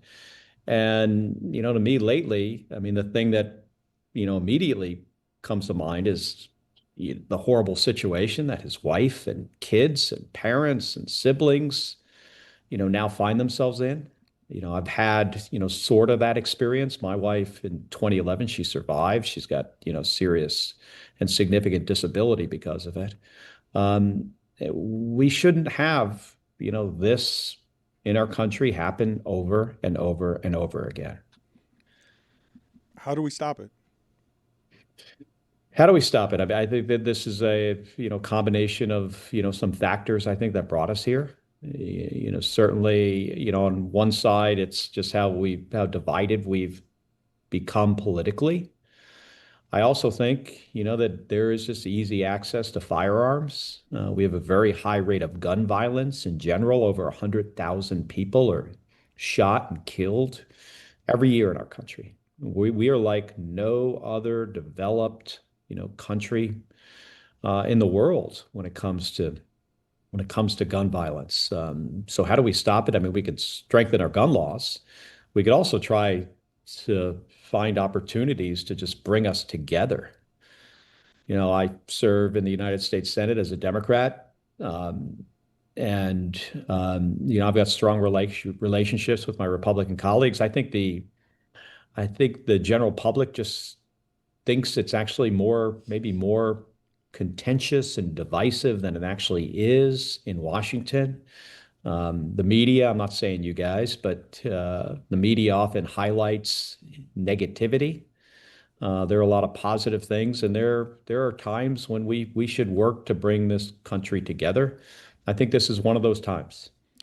That all sounds good, but it doesn't sound much like a solution. And I know we have these conversations every time, but it seems like we've lost our sense of humanity in this landscape. So I'm sure you noticed, right, that the conversation immediately goes to gun laws and then politics. Just take a side and blame another side, and the humanity gets lost in there somewhere. Well, I think it's fair to blame both sides. I mean, that is, the reality of the situation we live in. And I also think it's short-sighted to ignore gun laws, in our country. I mean, we've got, weak gun laws. We have high rates of gun crime. Those things are clearly connected. You look around the country and, states that have stronger laws have less gun violence. That's clear. I think at this moment, what we should be thinking about is Charlie Kirk's family. And his wife, his children. He's got a 3-year-old and a 1-year-old that are going to grow up without their dad. And that's just horrible. But if you want to get to, how do we prevent, future, acts like this, we have to find a way to unite this country. We've got to have leaders that are really willing to, step out there and, say this isn't who we are, and not like vilify Democrats or Republicans. That does often happen, and I've seen it. I saw it in 2011 when Gabby got shot, and I see it over and over and over again. But I could tell you this: if we don't work to trying to fix this could get a lot worse. I think we're at a moment in our country's history, a lot like it was in the 1960s, how divided we were then, and you saw rising political assassinations. And this was a political assassination. I mean, we don't know the exact motivation of this person, and we don't know how he got the gun or who he was yet. I think we will find out those things out, but I think it's clearly that this was political. To that extent, though, the manhunt for his killer, for Charlie Kirk's killer, is still underway after 2 suspects were previously taken under custody and released. How does that happen? How is that possible? Well, I'm the son of 2 cops. These things are challenging. I've also lived through this with, my wife, an investigation, and, her assailant, or the guy that did this and killed 6 individuals, was apprehended at the scene. This is different. It's complicated. The FBI and law enforcement took these 2 individuals into custody, questioned them, released them. I could see how that could happen. When they have a suspect, they should be taking those kind of steps. I don't fault them in any way for that. You're going to see the full force of the FBI and federal law enforcement put on this, and I'm confident that we will apprehend this individual. Senator, I know you mentioned that we fear that it could get worse. I feel like we crossed that Rubicon already. Most politically motivated attacks, there's a disassociation between us and the act of violence, but the video and the person representing a movement has changed this, but also these things are typically messier. Multiple shots, a manifesto of some sort, a trace, a suspect. Eyes were usually further along on this. This seems like a professional hit, so I feel like we crossed that. This is the scary territory, I think, that you alluded to, sir. Yeah, well, and that's one of the reasons why, folks in like my position and House members and governors, need to, take a step back and see how, what should we be doing at this point? I'm trying to get out there and, speak about this in, what I think is a responsible way. We're not, pointing fingers here, but also recognizing that we have a problem. And, the problem is politicization and, just the kind of rhetoric that people use today, and I think it's gotten worse over time. And I've seen this from both Democrats and Republicans, and we've got to figure out a way through this. But we also can't ignore it. On this individual event, yeah, I think the FBI is going to figure this out, and none of these are exactly the same, and they've got a hard job ahead of them. But I have confidence in the FBI and local law enforcement there that they will handle this appropriately. Trump addressed the news from the Oval Office. He expressed his admiration for Kirk while blaming the radical left political violence. How should people feel when we hear President Trump alluding to potentially going after organizations he views in opposition to him as a result of yesterday's murder? Not good. I don't think people should feel good about that. I think in our country's history, every president has looked at when things like this happen, they look at it as an opportunity to unite us, to bring us together, not divide us. I didn't agree with Charlie Kirk on most things. But I also recognize, that he is a human being. He has a family. He has every right to be there on a college campus expressing his views. I defended the Constitution flying in combat in the first Gulf War. I would do it again to protect his right and people like him. But I didn't agree with him. But what I saw yesterday from the president, I hope I see something else today. This is the anniversary of 9/11. This is also an opportunity to try to find some common ground among all Americans and try to find a way, to kind of, push us together in our humanity, but to turn down the temperature. I didn't see that yesterday from him. I do understand that the president knew Charlie Kirk personally and was very fond of him, so I'll give him a little bit of a pass for yesterday. But what I would like to see is, him really, working towards uniting us as a country. What kind of conversations have you had in the last 24 hours with your fellow senators and colleagues on both sides of the aisle? Well, you remember this happened late in the afternoon. And, I have, communicated with both, my Democratic and Republican colleagues about, just how horrible this is, about how this guy had a family and he was not much older than my eldest daughter. I have a 30-year-old daughter. I have a 4-year-old granddaughter. I mean, his kids were 3 and 1. Forget about the politics for a second. I mean, this was a person who, people loved him, and I've got Republican colleagues that knew Charlie Kirk personally. And I don't agree with Charlie Kirk's views, but I respect my colleagues and I'm friends with them. And this was a friend of theirs. And I get that. And this is a very challenging time for them. I've been through this before, with my wife, Gabby, being shot in the head and in the hospital for 6 months and then a recovery and being in the middle of this storm that you find yourself in, that his family has now found itself in through no fault of their own. And, I've got probably dozens of Republican colleagues who are friends of mine that were friends with Charlie Kirk. And they're mourning this loss. And I feel for them.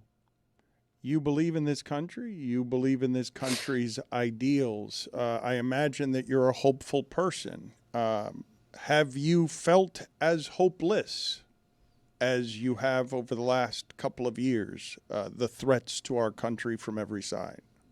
Hey, I am never a hopeless person. Like, I am an optimist, right? I look at the strengths of our country are much more powerful than our shortcomings.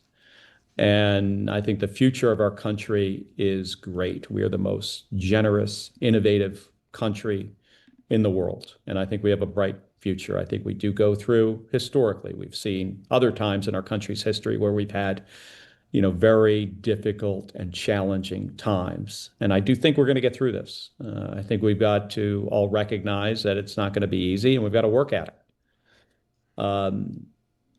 But for in my job, I sit on the Armed Services and the Intelligence Committee. I see the threats out there to us as a nation, not just internal, right? External threats all the time, every week. The challenges, that we, face from our adversaries. And I worry about it a lot, but I don't get to the point where it ever seems hopeless to me. Let me ask it a different way then. The amount of despair that you feel at the moment, the threat to democracy, our country, and its ideals, you have felt this way, the way that you have over the last 5 or 6 years. You've had things happen to you. You've seen everything that's happening. Is this time more perilous to you? Does it feel more perilous than previous times? I think this feels, pretty awful. It's a horrible thing that happened. And, I see how some people could feel, despair. I don't feel despair, over this. I'm certainly, sad about it, what happened to him and his family and our political system. And this is, this hurts and it's damaging. It's damaging to us as a country. I also think we can find our way out of it. You mentioned that we shouldn't be finger pointing and we should be taking a step back, but your Republican colleagues have already pointed the finger at Democrats. Don't you find that kind of rhetoric irresponsible? Yeah. I mean, I think they're hurting, right now. And in some cases, this was a friend of theirs that lost his life. So I get that part of it. People have been attacked politically, on both sides. Melissa Hortman, state legislator from Minnesota, is a Democrat. My wife was a Democrat. Governor of Pennsylvania, Josh Shapiro, Democrat. He tried to burn him up in his house and his family. Gretchen Whitmer in Michigan, nearly kidnapped. The president of the United States, Republican president, tried to kill him twice. We see this, this isn't unique to, one party or the other. I mean, we see this across the political spectrum. There are bad people out there, that just want to, wreak havoc and murder people. So I understand when things like this happen and people are very upset, they're going to say things. I get that. Give this a couple days, and I think people will, calm down, and we can really start thinking about some solutions. Senator, I thank you for your time. This is obviously somber subject matter. I don't know how to transition from this into the other things that we do, so I'm hoping you can help me. Do you have a favorite football allegiance of some sort? Do you have a strong football opinion of some sort? Something you can give me to somehow try and transition out of what it is that we're presently doing. Maybe break? I could break, or I could just include him in the fun of sports because everyone's a football fan. Maybe a little wrap up. You're absolutely right. I am a football fan. I'll be, watching. I got to travel tonight, but I'll be, watching the Commanders. I think playing the Packers tonight. Prediction Commanders, absolutely. Wow. I know the +3 must have heard against the spread. I know the Packers, have quite the team, but I'm going with the Commanders. Cardinals, obviously, my allegiance. I think they've had a good start to the season. I'm optimistic. I also have to say, just watching the Minnesota Bears game, not a big fan of Minnesota. I was really impressed with his quarterback, especially in that last quarter. That's good. That's good stuff. I think that guy really has a future. Thank you, Senator. Tony doesn't believe in Kyler Murray. Yeah, Senator, are you tired of Kyler Murray? I'm tired of him. No, you can't be tired. I am not tired of him. What has he ever done? Come on. You guys are still looking for a playoff win. Come on. We're going to get it. It's going to be this year. Okay. Kyler Murray is a very talented, and he is talented and hardworking quarterback. And I think we're going to win a lot of games. Win a playoff game, though. He's good. Get out of here. Not you, Senator. I'm talking to Tony. Senator. So you are kicking him out. Yes.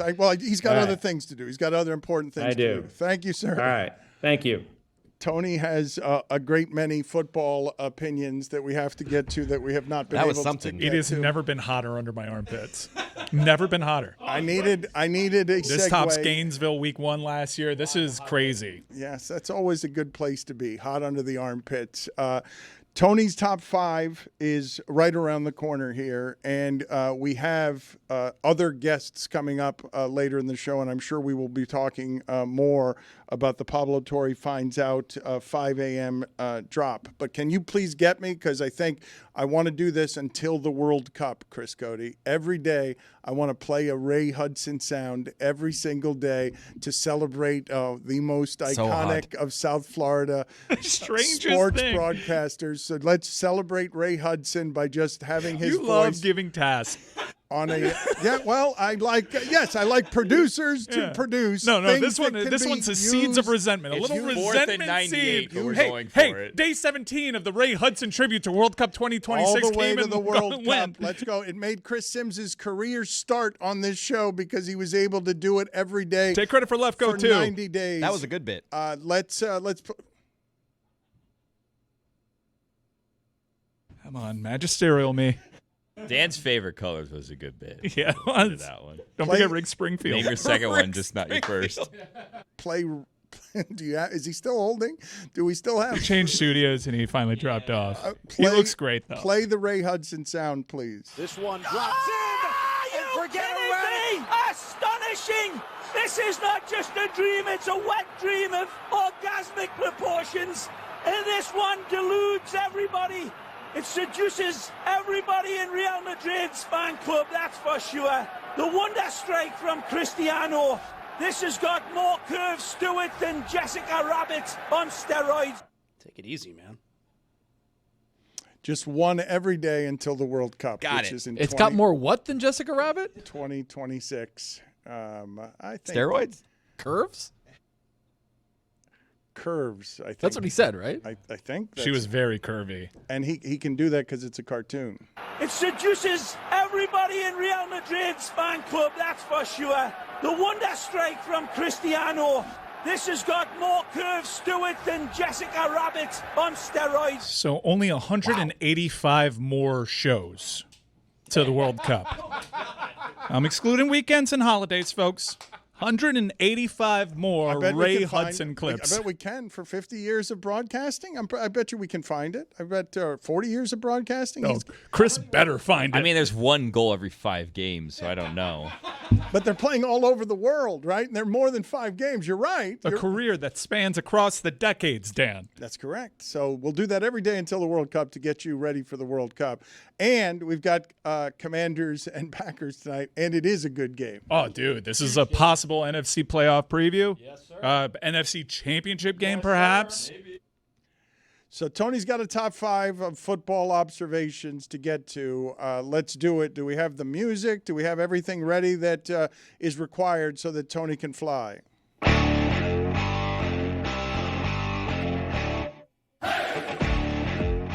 All right, everybody, Tony's top 5, week 1, the great return. Feels good to hear that music in its proper context. Hey, we're going to start no all lie, Dan, just straight 5 in week 1. There was a lot of observations, but I had to put them all down into 5. As the weeks go on, I'll have more and more, as is custom. Don't threaten us. Number 5, Geno can still sling the pill. Did you see him on the first couple of drives against New England? Patriots. Absolute lasers across the field, boys. Mina was saying, Mina, who I trust on this sort of stuff, Mina was saying before that game that Raiders offense is going to be better than people think. Fun offense. Chip Kelly at the helm. Ashton Genty. You got pieces. Brock Bowers. Geno slinging the pill. Brock Bowers playing this week? Sorry, Mike. Is he playing this weekend? Yeah, he's going to play. All right. Half the games at the Dome. Do yourself a favor. Check out Geno Smith's Dome stats. Incredible, probably. Oh, dude, he's like 2 times a quarterback. He's incredible. The Raiders are going to be in this conversation. Mark my words. Wait a minute. Playoff conversation. Wait a minute. They might be for real. What? Are the Raiders for real? No, not might be for real. We've been asking that one for 25 years. We've asked Rick Springfield that. No. Are they for real? So are you willing to say, September 11th, Wednesday, 2025, after 25 years, we have an answer to the question, and the answer is yes. Are the Raiders for real? I need to see the Monday Nighter. I mean, yeah. A Monday Nighter that I think they win. But then they have the Commies the week after that, followed by the Bears, which we don't know about the Bears yet. Colts is pretty good. They could be a at tough team. Colts, undefeated at home, the Colts right now. Right now, they're 1-0. No, I mean, like, as we project. Well, we have to see Monday night. Monday night. I think that's a win. It's a 1-0. Okay. Wait. You think what's a win? No. That makes them 2-0. That's 2-0 if they 2-0, win. 2-0. But then they have the Commanders. 2-1. All right. Bears. 3-1? Versus, they're hosting the Bears. That's a dome. Dome field advantage. What's next after that? After that, you go to Indy, where again the Colts are a juggernaut, undefeated. Then they have Cam Ward, who's probably going to be settling in. Cameron Ward, I should say, going to be settling in. Then at the Chiefs. We don't The know, Chiefs though. are still We don't know, any though. guess. We don't know, though. Any guess? And you have been predicting that Tyreek Hill will be there at that point in time, so it could be a new look Chiefs. I think you're by undermining week 7. Tony's star segment. No. He hold likes on. this. No. I'm in on this. Yeah. We still have another 12 games I left. think he's doing the schedule. Then there's the bye to reset. Okay. You reset at the bye. Ashton Denty gets hot after the bye. The Jags come into town. Tough game. Zaz? Come on. Tough game. I don't think it's a tough game. Tough game. Tough game. Jags suck. At Broncos. Tough game. That one. And it's a Thursday nighter. Good Thursday night games. Only on I can't Prime. believe how good these Thursday night games are. It's crazy. Crazy. It's crazy. Number 4. Number 4, funny enough, are the Chargers for real? We're going to have a Are You For Monday Real night. off? In the AFC West. I mean, the Chargers are what? 1-0 right now. I mean, spank the Chiefs. Let's Host be the honest. Raiders. Spank them. Then the Broncos come to town. Tough games in the That's, AFC West, man. I mean, that's one of those that you just don't know. Then they fly across the country to the Giants. Put it on the poll, please, at Le Batard Show. More for real, Raiders or Chargers? Man, Justin Herbert looked amazing in Brazil. I believe the Chargers are for real, but I think everyone thinks that, right? Well, I week don't- 5, they host the Commanders. Wow. That's a test. And then the Dolphins, who at that point in Spank the 'em. season. Most people listening to this think the Chargers are good, yes? What if I told you, according to DraftKings, Chargers, even with the Chiefs, to win the AFC West. I'm telling you. What can I get the Raiders at? Plus 190 for the Chargers. Raiders, they're 4th, plus 1,000. That's a good I'll bet. take a flyer. That's a good bet. Taking a flyer. Throw a little something on that. You're saying they're for real if you're taking a flyer. You're I saying think they that- win on Monday night. Well, then they're for real. Then Wait a they minute. are. Then wait a minute. You said Monday night would Yeah, be but a we test. got to wait until they do it. No, but you said they think they win. That means but I that- think right that's now that just means one man's right now. opinion. Right, but they're Chargers for real. can prove to me that they're more I for have real. not heard that they're for real for 25 years around here. Nobody knows. It's a mystery. I like the quarterback. You're saying they're for real. He's good in a dome. You're sling the saying they're pill. for real. They have weapons. Do you know about the weapons? Do you I happen found to out know? why they left at 2:17 a.m. Why was it? Dude, okay, so witchcraft. Number 3. There's a witch. A witch? Yeah, it's a witch. That's it. No more Rosalind? spoilers. No more spoilers. Yeah, it's That's streaming now. You can watch it at home if you'd like. You got those streaming services? Which one? Figure it out. I'll talk to you after. Number 3. J.J. McCarthy showed me some major cojones on Monday night. You know- throw the pick 6. You come back. You do what he did on the road as a rookie. Because he didn't play last year. He's a rookie to me. He should win Rookie of the Year if he plays well, by the way. He's not a rookie. He's a rookie. Didn't take a snap. He's a rookie to me. Got paid. He goes in and does what he did in the fourth quarter. Major cojones, Dan. Put it on the poll, please, Juju. Did the senator know J.J. McCarthy's name? He didn't. And that's why I can't take his Kyler Murray take seriously. Whoa. That was so weird. And you reminded me of that, and my armpits got hot again. Are you married? Falcons Are you, tonight. have we This learned from the weekend. Josh Allen thing, Dan? I feel like you were trying this Tuesday morning. You were like, well, let me just stop short of actually heaping praise on the young man. He showed us something. I'm willing to admit that I was wrong about J.J. McCarthy because I'm brave and I like admitting I'm wrong. You need to be prepared to do the same.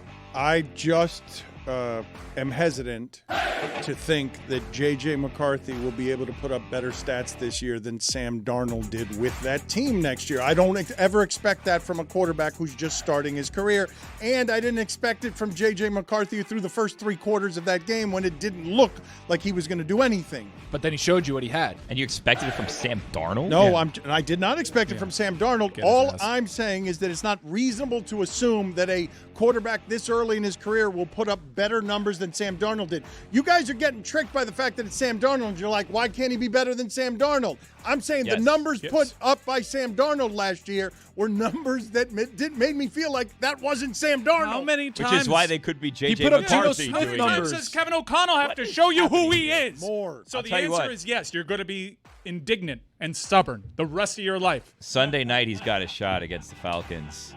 And then a big one against the Bengals. Wow. Is this a road game? No, it's a home game. Oh, for wow. the That's a Vikings. good sweet spot. Who do they have after that? Then the Steelers come to town. Ooh, and then the Browns. game Wow, now. they have a nice little game stretch now, here. yeah. They have Falcons, Bengals, Steelers, Browns, Eagles, all at home before they hit the road, and a bye in the middle of that, before they hit the road October 23rd against 23rd. the Chargers. Wow. J.J. McCarthy, Herbert. Full circle. Tell you what, if we're going to keep track of Sam Darnold, J.J. McCarthy, last year after 1 week, Sam Darnold, 18 for nope. Excuse me, I was looking at January. I did that backwards. That's fine. Just give us that one. 19 for 24, 208 yards, 2 touchdowns, interception. But what happened?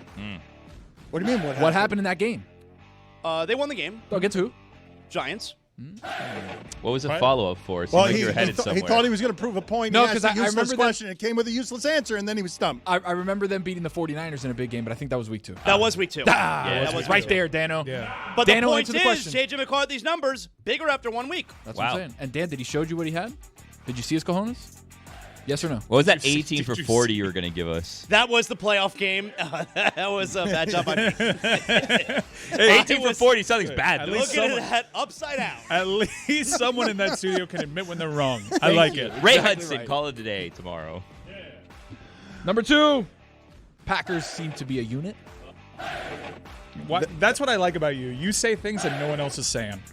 They seem to be a unit. As a number 2, though, when you have all week to prepare something as a thought, and your number 2 seems to be a unit. But here's the thing: like, everybody's talking about how they are a unit, right? I'm saying that they seem to be a unit. Oh, right? so this is like actually. This is like not so fast, my friend. Not so fast, my friend. I'm hesitant to call them a unit. Wow. Their After defense, tonight, maybe? maybe. I mean, Now we're tonight's the talking. night, the commies. Tonight is the night. Big after. night. Who's who? Who's who so early? Ooh. But it feels like a Could who's be who a between measuring Jordan stick Love game. and I don't know about a Jaden who's Daniels. who, but it could be How a about measuring two of the stick. How about quarterbacks? one of these teams is a contender Uh-huh. and the other one's a pretender? Wow. And we find out tonight which is Wow. which. And we Your separate them. Contender pretender early the week. You're It is a little early, making yeah. in week 2, you're sniffing a who's who game? No. In No, week no, we're 2? talking We about- sussed we're- it out. yeah. Again, Keep up. Measuring seems to be. stick. One of You're them sniffing might be- around. I heard who's who. No. Contenders and pretenders. Yeah. You Separating started. them. No, that's where you ended up. You Yes. started by sniffing who's who. I can't work things out with my It's fellas. not a who. Yeah. Not a, you got to be respectful of the cathedral of who's game. That's not We week were. 2. We were. We No. workshopped it. said No, it was no. You not. have Let's to ask stop the short of question. that. We You said have it's to ask the not. question. You're judging spitballs, and that's not Yeah. what you do. You don't even want us to ask the question. Yeah. If you're gonna sniff around who's who, because you volunteered it. I wasn't ready No. for who's who. Misrepresentation. That's a December. That's a December conversation. He doesn't get it. Agreed. It's a little bit later. This you is gotta the start the difference conversation. between forced him to fly across the country and he was already across the country. Hey. It's a classic Hey, mix-up. pretender, you Exactly say right. over there. Team You guys, Bomber. you guys don't mix it up. I'm gonna separate you guys. Point Team is, Wong. they seem to be a unit, but I want to see how that offense gets together because their offense, even though they have a good quarterback, a lot of B pieces, right? They don't really have an A piece on offense outside of quarterback. They seem to be a unit. I feel Seem like to you've be a changed unit. your opinion of this during the segment because No. We can workshop things. I'm So giving this you- I'm guy's giving you the against take. talking things out. Colts Broncos, could that be a contender pretender What's after game? that? Wow. What's after What that week for the is that? Broncos? What That's this week, Colts Broncos. What's after that for the Broncos? Let's see. Give me a moment. Yeah, pull them up. Tony, give us the rest while Number he's looking this one! up. Did you hear that, Dano? At Chargers. Again. Oh my God! I mean, the Chargers are in the God. mix. You slapped the table like Brian Kelly. I heard it. All you heard that, right? You know what that sound was? That was your hand? That was the that was the Super Bowl window closing for the Lions and 49ers. Oh. What? It's over. It's over for The, both. the It's over. 49ers It's have over. the easiest schedule in the league. I know, Dan, and Purdy's out this I wrote weekend. something on my Substack saying about how Brock Purdy could be the. Hold on. What? Hold on, dude. What? Can we want to talk these things out, right? Agreed. Okay. The Niners do this thing where they get hurt in the beginning But of the season. everybody's hurt. And then they get healthy at the right time of the year. Sure. You got to forecast that. man. Here's the thing: the soft tissue injury with George Kittle scares me because the hamstring is like off the bone. What about the Jennings shoulder? This is a lot. Jennings shoulder? He said he's good though. And Brock Purdy? Brock Purdy turf toe and shoulder, but he's going to be out the next 4 weeks. I don't want to put him on an IR. So there's a lot Return of of the things Mac. happening. But CMC playing well. Ricky Pearsall, by the way, back. There's something there. Mike Ryan Yeah. mentioned that I like giving tasks and assignments, so I want to get you guys to do some math for me here on something because We're your math friends now? you can be my math friend. You can apply for the position here by helping me do some math because I was talking about the Ravens yesterday, and I was saying, turn this music down, please. I was talking because it's over. That's his. That's his. We were still talking. We're still No, doing but it. Yeah, he's still got The more. Lions. He You closed agree the with me on window. the Lions, though. He didn't even I say feel like anything that about the window. Lions. That was like an open and shut. Like Yeah. window. Whoop, whoop, whoop. He didn't even say anything about the Lions. He knows it. I have the Lions schedule here if you want it. I don't. need to Oh, see Lord, this. here we go. There's I a don't big want issue. it. I don't We got a want it. tough row to hoe for the No, Lions you this can. season. Let's save that for later when we're off air and No no Ben longer Johnson, yeah. doing a show, and you can say everything you want about the schedule of the Bears, Lions Ravens, then. Browns, Bengals, Chiefs. I mean, they got the Bears Bucks. this week, and you got to a lot. anticipate. They know how to stop Ben Johnson. They saw it every day in practice. According to DraftKings, the Lions now are third shortest odds in the division to win. Behind the Third, Vikings? plus Yeah. 450. Their schedule's Behind the Vikings this Yep. season. The point that I was making about the Ravens yesterday that I want to cross over to today, because there are only two good teams in the league that suffer from this particular affliction. The San Francisco 49ers, and Shanahan is viewed as somebody who blows leads late. But the number that I wanted to give you on Harbaugh that I didn't give you yesterday when I said that they've blown 9 games with a 90% plus win probability is that they have blown 17 second-half double-digit leads under Harbaugh. And if I do the math on this, math friends, if I just made all of those wins, would they suddenly have a better winning percentage over that stretch than the best teams in the league? Would they have a better winning percentage than Kansas City? Would they have a better winning percentage than the Patriots at their very best if I gave Harbaugh all 17 of those Yes. victories that he has a double-digit lead in? Yes. You think they'd be the best team in the sport? Very obviously. If I just made all of their double-digit leads wins, none of the collapses losses. Yeah, I feel like we could do that because, okay, are we giving the other good teams that blew games? Are we going to give them their games too? We could do that, but they like the Chiefs certainly haven't blown the amount of games that you're describing to me right now that the Ravens have. So the answer, yes. Carried a 4. It was like 8.75 we got. We were looking at the Lions schedule. Wow, what a It's they hard. have 14 straight tough games. I don't think Tony was tough enough on them. They may miss the playoffs this year, the Lions. Windows closed. I Do told you you. tear it down, or do you say, like, we gave went through a Goff lot of transition? $260 million. Better question. Fire Dan Campbell? No, you No, can't. no. Keep Dan Campbell. I mean, Do that. No. So many people want to fire if you're Dan Campbell, though, you listen to offers because you look at what's going on here. You say, I lost my coordinators. I don't know about this situation. Maybe I leave before they figure out I'm the problem. Get out while you can. Uh-huh. Potentially. I mean, remember, he had that Texas A&M flirtation not too long ago. He could have come in for a king's ransom, but he decided not to. Wanted to stay put there in Detroit. Tony mentioned windows closing, and there was a very small window where Chris Cody was going to make this joke, and it closed. So that window is now reopened, and we should have done it about 40 minutes ago, but because the window closed, we're just going to do the joke now. Football fans, listen up. The NFL is rolling, and every touchdown brings you closer to a payout. King Sportsbook, an official sports betting partner of the NFL. From first TD scores to anytime props or the rush of in-game live betting, every snap is a chance to win. New customers, this one's for you. Download the DraftKings Sportsbook app and use code DAN. That's code DAN to get $200 in bonus bets instantly when you place your first $5 bet. Plus, over $200 off NFL Sunday Ticket from YouTube and YouTube TV in partnership with DraftKings. The crown is yours. This episode of the Dan Le Batard Show with Stugotz is presented by DraftKings. DraftKings, the crown is yours. Yo, Dan, you know about cruises? I like cruises. My brother was somebody who was always traveling the world on cruises. He had one of the greatest gigs there can be, in that he was always working and traveling the world that way. Cruises are great. The Zaslow family, we cruise. We go at least once a year. You know about Royal Caribbean? Yes. Why are you asking me questions this way, as Well, if I'm somebody who Want to doesn't make know sure anything that about I'm not, anything? talking about a story, and you're like, well, what are all these things? Never heard of them. All right, so you know the basics. All right, that's good. You'll keep up. So there are casinos on a lot of these cruises, and sometimes you could lose money in the casino. You don't always win in the casino. Sometimes you could lose money. Well, there was a gentleman called Jay Gonzalez Diaz, which turns out is not even his real name, but that's what he was registered as on the cruise ship. Well, apparently he racked up over $16,000 in casino debt on this Royal Caribbean cruise ship. And in order to get out of paying it, would you like to guess what happened? How do you get out of paying a 16? Glad you asked. You say, please forgive me? Or you jump off the Rhapsody of the Seas. You jump off. You bail. He jumped off into the seas near Puerto Rico, and because he didn't want to pay the rest of his debt. The boat was docked. They were disembarking, and he just you know what? I'm out of here. Okay, but that the way you guys described it made me think that man jumped into an open ocean that wasn't docked. Okay, it gets better because now you may be saying, well, all right, what's he going to do? I hope it gets better. Right now, I fear for the person. Well, what he's going to do is there was a jet ski apparently waiting for him. Oh, that's a getaway jet ski? Inside job. Wow. Boss move. Getaway jet ski, which was also pulling someone on an inflatable boat. And he jumped on the jet ski, and it's a good away plan. they go. It's a good plan if you're losing. I think that's a good move. Now, he did get caught.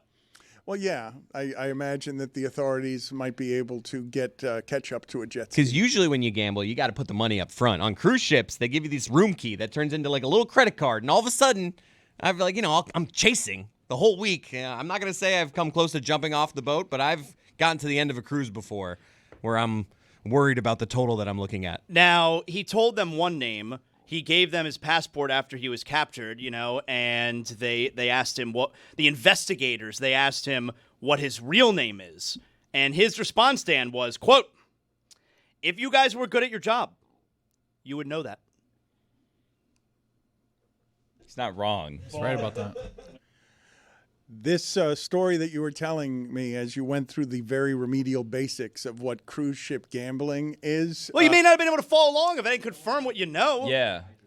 Reminds me of the story of when it is one time that I felt really dumb leaving a show because I was talking about that wonderful plot of land where the Miami Herald had a building a long time ago. The Miami Herald sold that building and kept the business afloat because of how valuable that land was Bayside. And we were talking on air here.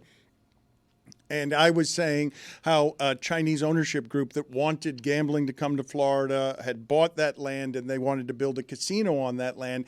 And I was explaining why I thought Mickey Arison objected to that casino being on that land because he had ships nearby where he had gambling and he wanted to have that to himself, I said. And I got a call afterward from Mickey Arison himself after I had done that show saying, do you know how little money that is compared to the rest of what we do? That you would suggest that I wouldn't want gambling because of our little 7 blackjack tables or whatever it is that we have, a couple of slot machines. Like, do you realize how ignorant you sounded saying that I would want that blocked because I wouldn't want gambling in town? So I know what a cruise ship is. What do you think the game was that he was playing? You think it was like the claw machine that you go and you pick up all the bills? Can I tell you something? You know what? You know what's the underrated machine now in these cruise casinos? I like playing the game where you gotta line up the key on. It has to fit in like the hole. The and then, slot, yeah, I've seen that. Yeah, you get great prizes. There's like an for iPad doing in there that. sometimes. Yes, it'd be like a stack of $1,000 cash. I want that stack. Have you seen the game that it's just a hole cut into plexiglass and you stick your hand and you have to take out a gold bar? Yes. Very heavy, those gold bars. Have not figured out how to win that one yet, though. Be strong. How did it go with Mickey when you hung up? You're like, 17 years from now, I'm going to take it incredibly easy on you in an interview. That'll leave no one, especially our audience, satisfied. Jane Levy is with us now. She's the award-winning former sports writer and feature writer for The Washington Post. She's the best-selling author of multiple books. She's got a new one here, Make Me Commissioner. I Know What's Wrong with Baseball and How to Fix It. She's been following baseball all of her life. And I thought baseball got some things fixed here recently after many people objected to them making any kind of changes at all. So I'm looking forward to talking to her about what changes she would make. I know Bob Costas and others. Jane, thank you for joining us. Appreciate the time. Absolutely. I know that Bob Costas and others were very reluctant to change, for example, the wild card, which has been a big hit because there are so many purists that didn't want baseball to change. But I feel like over the objection of others, baseball has gotten a whole lot fixed. So you are in disagreement? Oh, no, they fixed a lot of stuff. It took them a long time to get to it. I mean, the pitch clock was inevitable. And, they used to have a pitch clock and it was called the sun. And when the sun went down, that's when games ended and umpires would hurry you along. But when lights came in, they forgot that they had to hasten things along. And the problem with baseball is that it basically decided how to do things in the 1880s and never changed. And so the changes they made absolutely necessary. The pitch clock. Thank you, Rob Manfred. Thank you, Theo Epstein. The idea that timelessness was something that integral to baseball as opposed to sonnets was just a mistake. I don't like the Ghost Runner. I hate the Ghost Runner.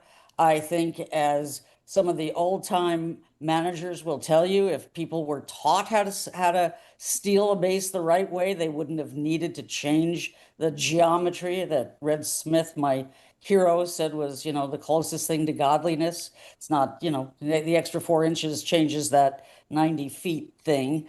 But I think there's more that they have to do. I assume I can quote people directly here. I mean, what Bill Lee said to me, Spaceman, is, why it's so fucking boring? So fucking boring.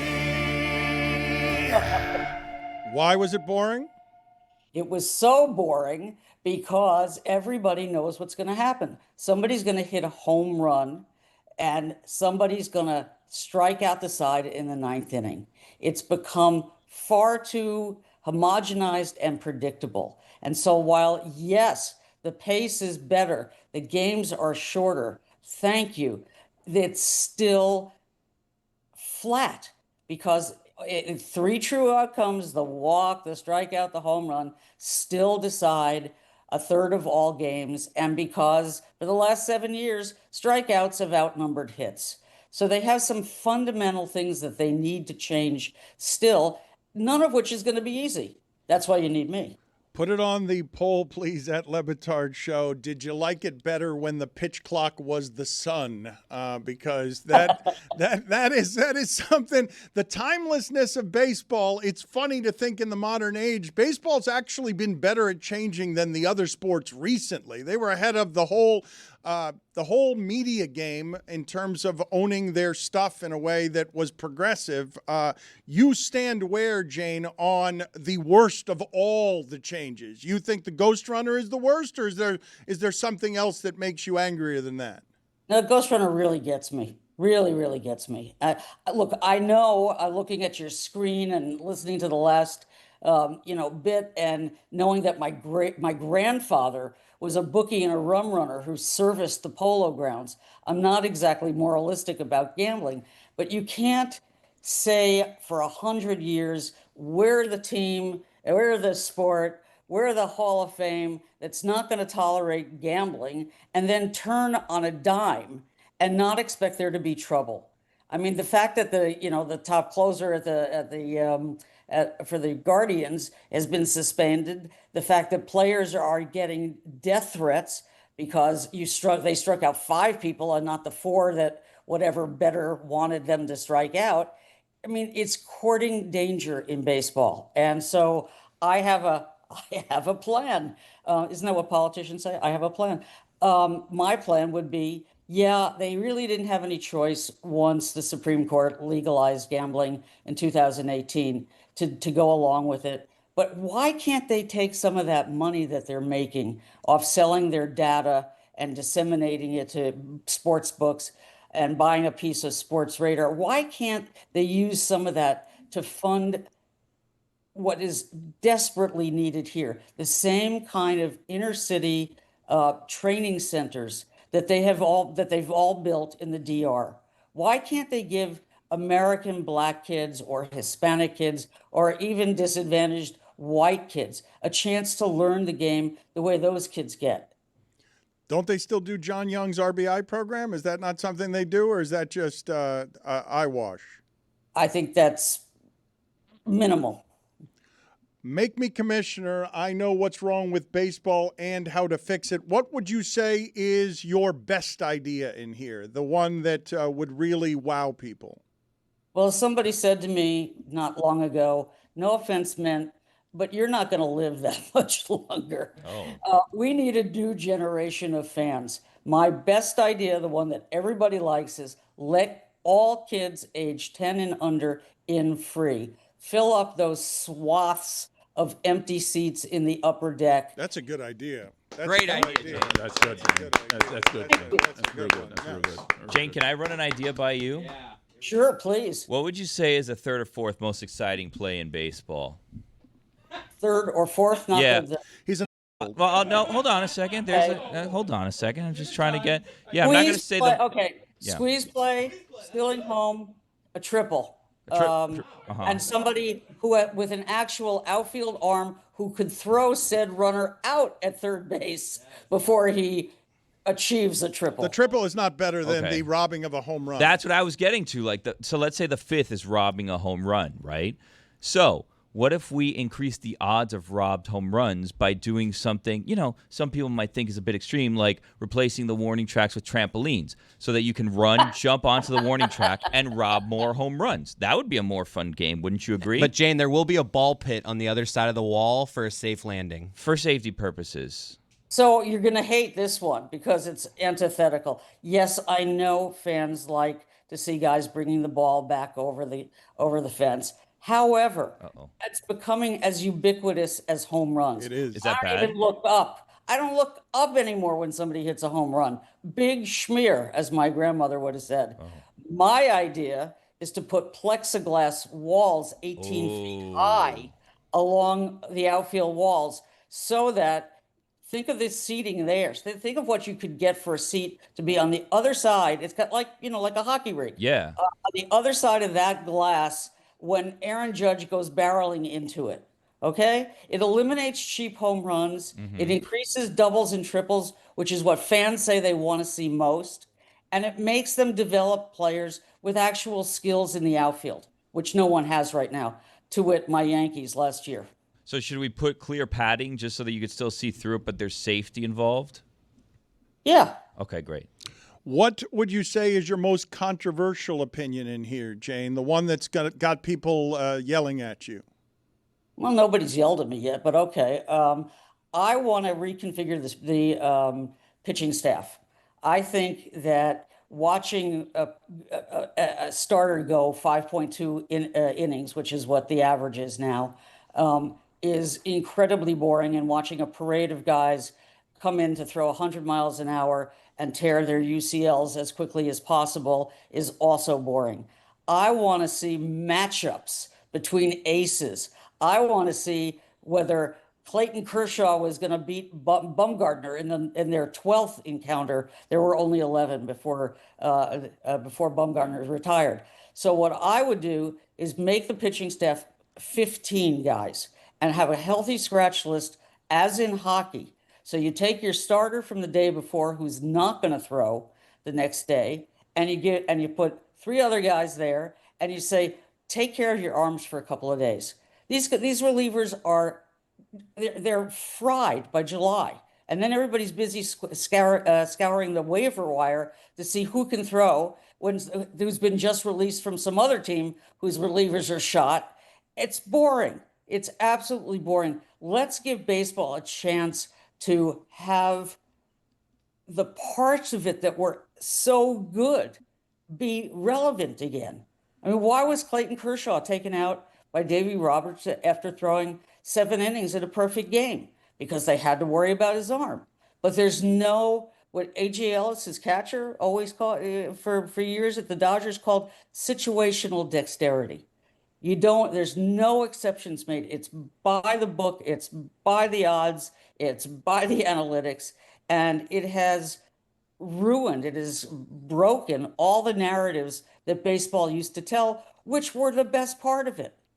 And if you make every decision based on probabilities, what will happen, what has happened 9 times out of 10, what you do is you prevent the improbabilities. And if there was ever a guy who was going to do the improbable, it was Clayton Kershaw in Minnesota at his first start back in 2022, because he hadn't pitched for God knows how long. He'd been injured. That headline the next day would have been a reason to come out to the ballpark, as opposed to Clayton Kershaw taken out after 7 perfect innings, which says to people, why bother? That whole thing, you might see something that you've never seen before. They've eliminated so many of those things. And that's my fiercest objection.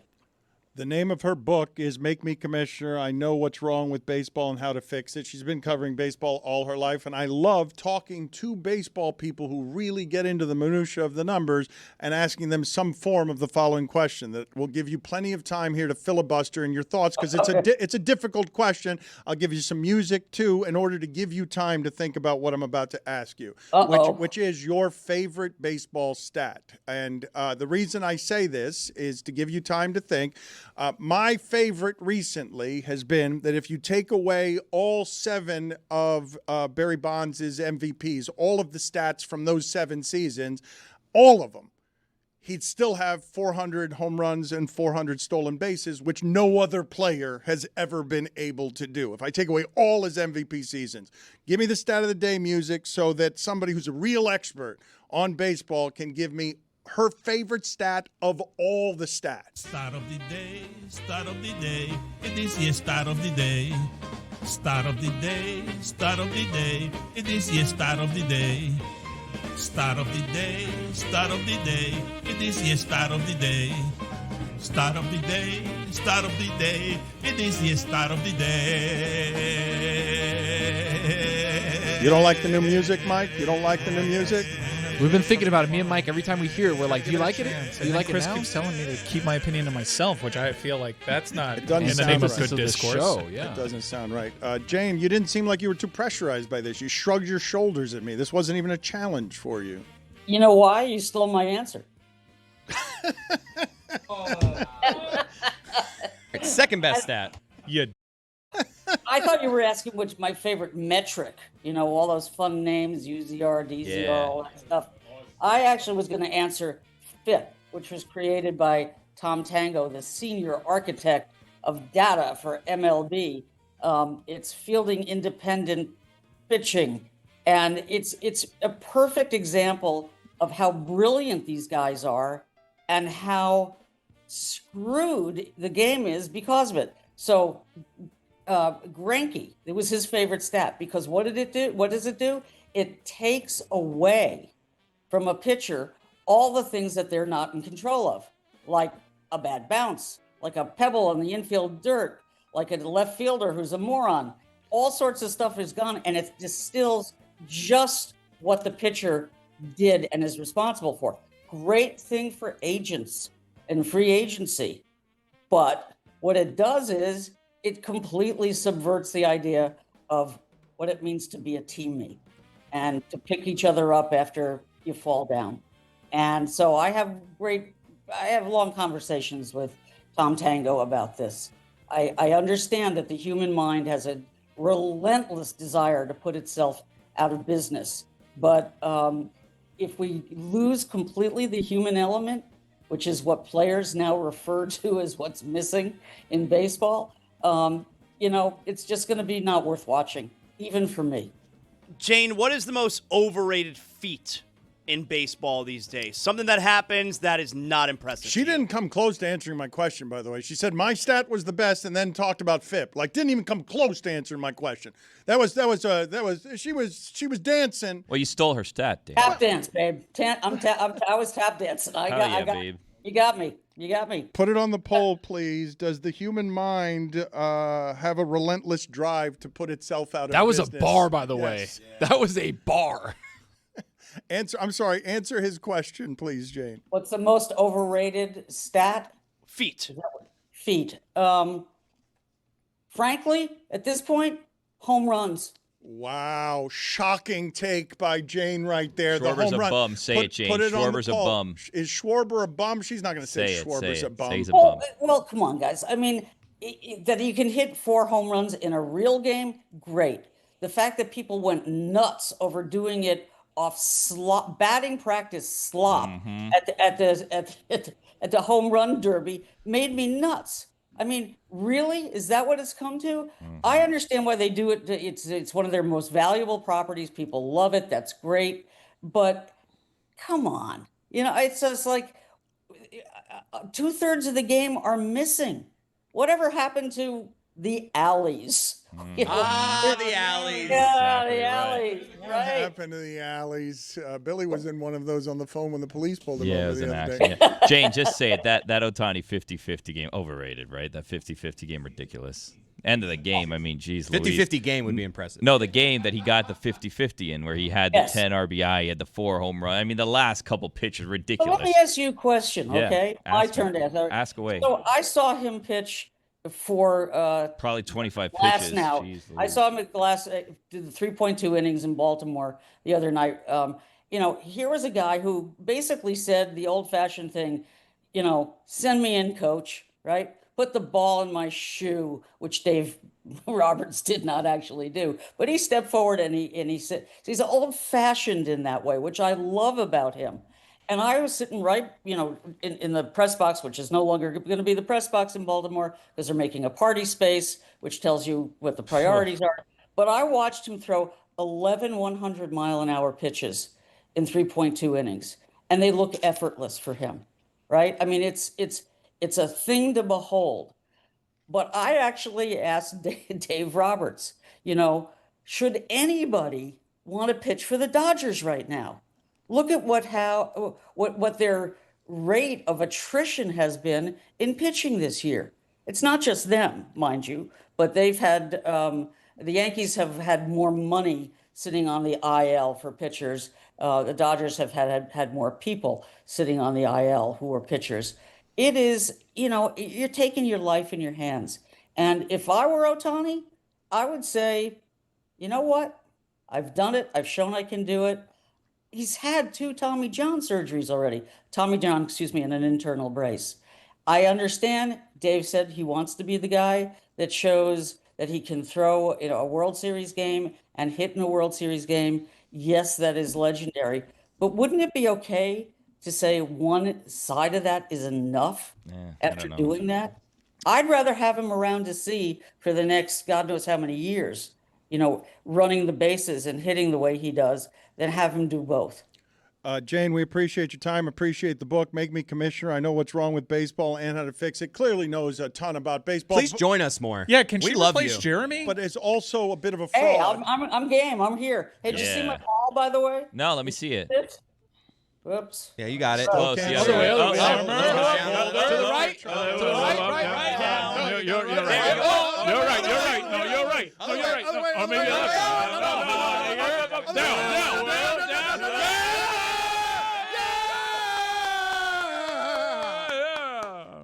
Facial relations. You know what my orthopedist said? My What? sports What did they say? I would love to know. You have the soul of an athlete and a heart of an athlete in the worst possible body for an athlete. No, what that's a not true. mensch. Pablo Sandoval, way worse. Yeah. You know what Terry Pendleton said? What? Go on. This is great. You know, we have a conga line of fit bodies. Stop stepping on the. What? Yeah, Why what is that about? We're talking Going about Terry back and Pendleton. forth- You were going name back and dropping. forth from, Your name Stop! Let her answer. Let her Terry talk, Pendleton. What? She's a guest. The hot corner Houdini. The hot part. He said we were better off fat. You can't tear fat. Yeah. That. Thank you. It's what I live by. That was good stuff. I know, but Is. I in the middle of all of that, though, you're saying stop interrupting her. I called her a fraud in the middle of that. None of you heard it because everybody was just. You're talking baseball. Well, You expect me to pay attention the whole time? I called her a fraud because instead of 3 2/3, she says 3.2 innings. Oh. No one Oh, pitches please. 3.2 That's how it shows innings. up on the stat sheet. Are you trying to Guilty. explain Guilty. something to Jane? Yeah, how dare you, sir? Dansplaining. He's right. You said FIP. Mansplaining. Dansplaining. You said it. Mansplaining. Thank you for the time, Jane. Appreciate it. We'll tell everybody again. Make me commissioner. I Do know you have what's an IG? wrong with baseball and how to fix it. Thank you. I do. It's Levy Jane. Oh, And I want your Autofollow. designer to come redo my dining room. no, it's perfect. Homely. Jane, thank you. Appreciate you being on with us. Appreciate it. Thanks, guys. Mike, I believe homely is an insult. I Yeah, don't think that you was- meant really? it. I don't think Yeah. you meant it. What as does homely one. mean? I don't think you meant it. No, as wait, no, I'm sorry. like plain. No. I think homely is No, plain. like cozy. No. Yeah, homely's worse Feels than like plain. homely. Homely's homely. bad. Homely. I is- mean, It's both those things, no? No, homely. No. I think it's negative. Well, Jane's a writer. Jane, you can get if he says Did you're you call home. me homely? No, you're home. He said yeah. your home was homely. Did but I he- offend you when he- I have your back more than anybody? Don't make me unfollow. He meant it as a No, compliment. what I said was I want your designer to come up here and redo my dining room in the expressive colors of your set. I love it. Thank you. Are those Jane, hummingbirds? Can I just say your glasses are dope? Thank you. And you know what? They were made by LA Eyeworks, and they quit making them, so I had to have somebody go to Barcelona and buy me this set. That's I love you. You're the best. She needs I to love you replace too. Sorry. Jeremy on this show talking baseball. Jeremy's segregated again. He's at the back of the show. Baseball's over there, but Jane's welcome on the show. I'm whenever adding she you to wants close come on the friends. show. Jane, thank you for being Please on with do. us. Love you guys. Do you like pictures of dogs? Oh, wait a minute. My She's dog got one on the back of the book. Go get Yeah, your dog. Go get your dog. She's got Bet the Go Dog. get your dog. Infielder Bet the Dog. We would love to see your Let's dog. go ahead. We'll wait for you. Betty. See the dog. Go Betty, ahead and where get- are you? Oh, Betty. It's not Bet the Dog. It's Betty. Well, I pronounce it Betty, but she's got Betty Davis eyes. She's got Betty Ball. Kim Carnes. I was listening to that last night. So was I, Midler. actually. Wait a minute, Betty. Davis Betty, Eyes come. yesterday on Sirius XM. Yeah. Betty Boo, come. I did. Oh, she 70s actually on is 7. listening. Come here. Come on. Who's a good doggy? Let's go. Who's a good dog? Who's a good dog? Who's a good dog? Yes. Here she is. Yes. Who's a good dog? Who's a good dog? Who's a good girl? I want you to know nothing gets past her. Yeah. So- Wow. She's not. I said, She was playing with she's the mascot for the Cape Cod League Orleans Firebirds. No, she's not. An infielder. Yes, she is. She's an infielder. She had D's Wow. and an Nothing gets infielder. past her. Like Yadier Molina. Yeah, nothing gets past her. So the coach is a cool guy named Kelly Nicholson, has been doing it since 2005. The players decided they would play with her during infield and practice. So they started throwing balls to the outfield. She chased every single one down. She does over the shoulder. I can send you. She's got tape. send it. I Talking can about show shagging you. balls. Yeah, she can. She goes. She gets everything. So Kelly looks at these guys who are like, they're playing shallow, and he goes, "Oh no, you got to go deep for this dog." Oh. Betty can get anything. Where are you, Betty? Go throw your ball. Throw your ball for Betty Good to get camera it. work. Yeah, throw the ball. Throw the ball, Betty. If I throw this one in the house, Yeah. they're kind of cheap baseballs. So yeah, you don't play ever ball seen in the I the house. won't Sandlot? break anything. Yeah. But that's true. I can do it. I can send you tape. Please, dude. Jane, yeah. thank you for being on with us. We appreciate What's for it. lunch, Jane? Put it on IG. Billy, that's it. That's enough of you, okay? I've had enough of you. That's too strong. Everything you've been doing. I've been trying to end this segment for about 10 minutes, and you won't let me end it. So I'm going to Find it, Dan. Find it. There it is. There it is. Chance. Billy's got a major penalty, 5 minutes for being Billy. Me? I thought Dan was going to kick himself out for Dan-splaining. I support you. I'm going with. Thank you, Jane. You can go with him. That's fine. Get the answer to the lunch Where do I question. send Betty's tape? Okay, well, Billy, you can connect with Billy, who, send you Billy's who number. keeps doing this, even though he doesn't want it, and he's pretending like he wants it, and he's an ass, so Follow he's for getting out of follow. here. Both of you get out of here. Follow for follow. But get out of here and get that get that video from it, and we're gonna play it during Ray Hudson sound every day during the World Cup. Every day until the World Cup, we're going to play both the video of her dog chasing balls and Ray Hudson sound. Must be confusing to her. Tony, Perfect. Perfect. See, she understands. She gets it. I get it. Thank you. I'm there. That's fine. All right. We will connect with you, and we will get you the information so you can send us your dog, the infielder. All right, this show is sponsored by Liquid IV. Transitioning from an interview like that. A great interview. It's God, almost that was like great. transitioning from summer to fall. And it takes focus. You got to power through with Liquid IV's new sugar-free energy multiplier, hydration and energy in one. Each stick has a 2-to-1 ratio of L-theanine and caffeine for balance. How I said it last week. I know, but Funny. I think it's L-theanine. I think it's how it's pronounced. Are you I sure? like how you said it. Thank you. L-theanine. For balanced energy without jitters or crash, 0 sugar, 3 times the electrolytes of leading sports drinks, plus 5 essential vitamins available in strawberry kiwi and blackberry lemonade. I keep a few packets with me wherever I go from the gym, playing hoops, just walking around. I got Liquid IV on me. I'm strapped with Liquid IV because it's simple. Tear, pour, mix, and you're hydrated. Don't let the grind drain you. Ditch the glitch. with zero sugar and zero crash from Liquid IV. Tear, pour, live more. Go to liquidiv.com and get 20% off your first order with code Dan at checkout. That's 20% off your first order with code Dan, D-A-N, at checkout, liquidiv.com. I really enjoyed that. That was delightful. My read? Thank you. No, I meant the interview. Oh, I tried hard. I did not think out of nowhere we were going to have a How Do You Fix Baseball segment from someone who loves baseball, but it was delightful. We will have more baseball with Jeremy Taché and Pitch Clock, which has been segregated, which will be after Juju Gotti. I don't know if you guys have seen the last couple of nights. In the late innings, the Yankees have been outscored by the Detroit Tigers in the last two games in the 7th, 8th, and 9th inning, 17-1. That's bad, right? Well, the Tigers are exceptional without the payroll that the Yankees have.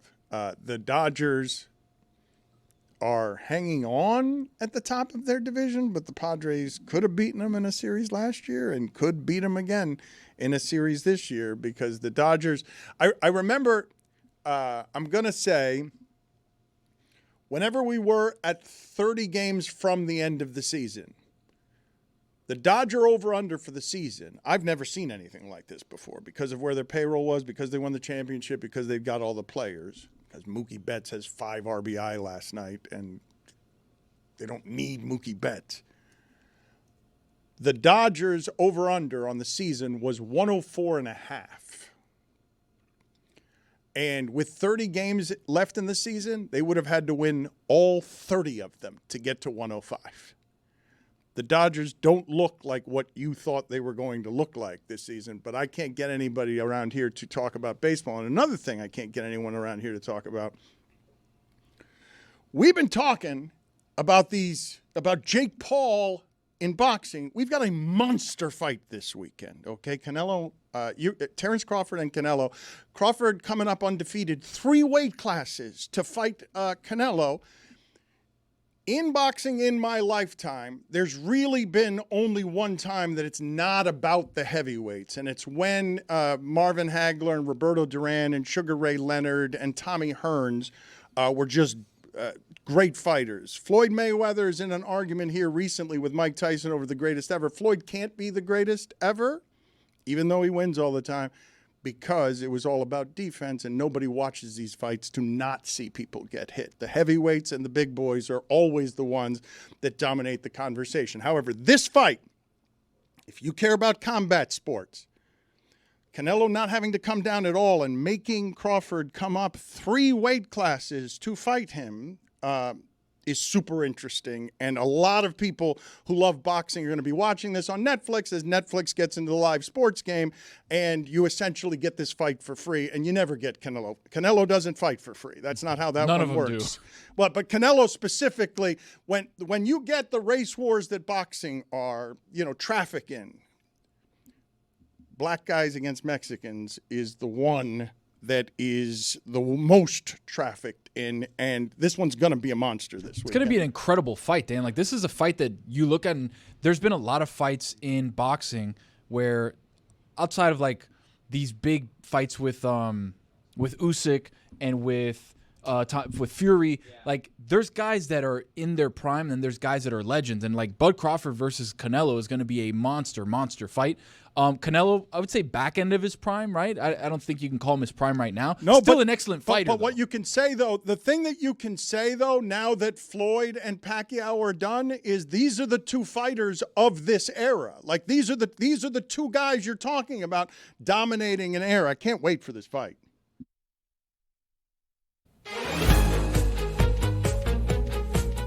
That's right.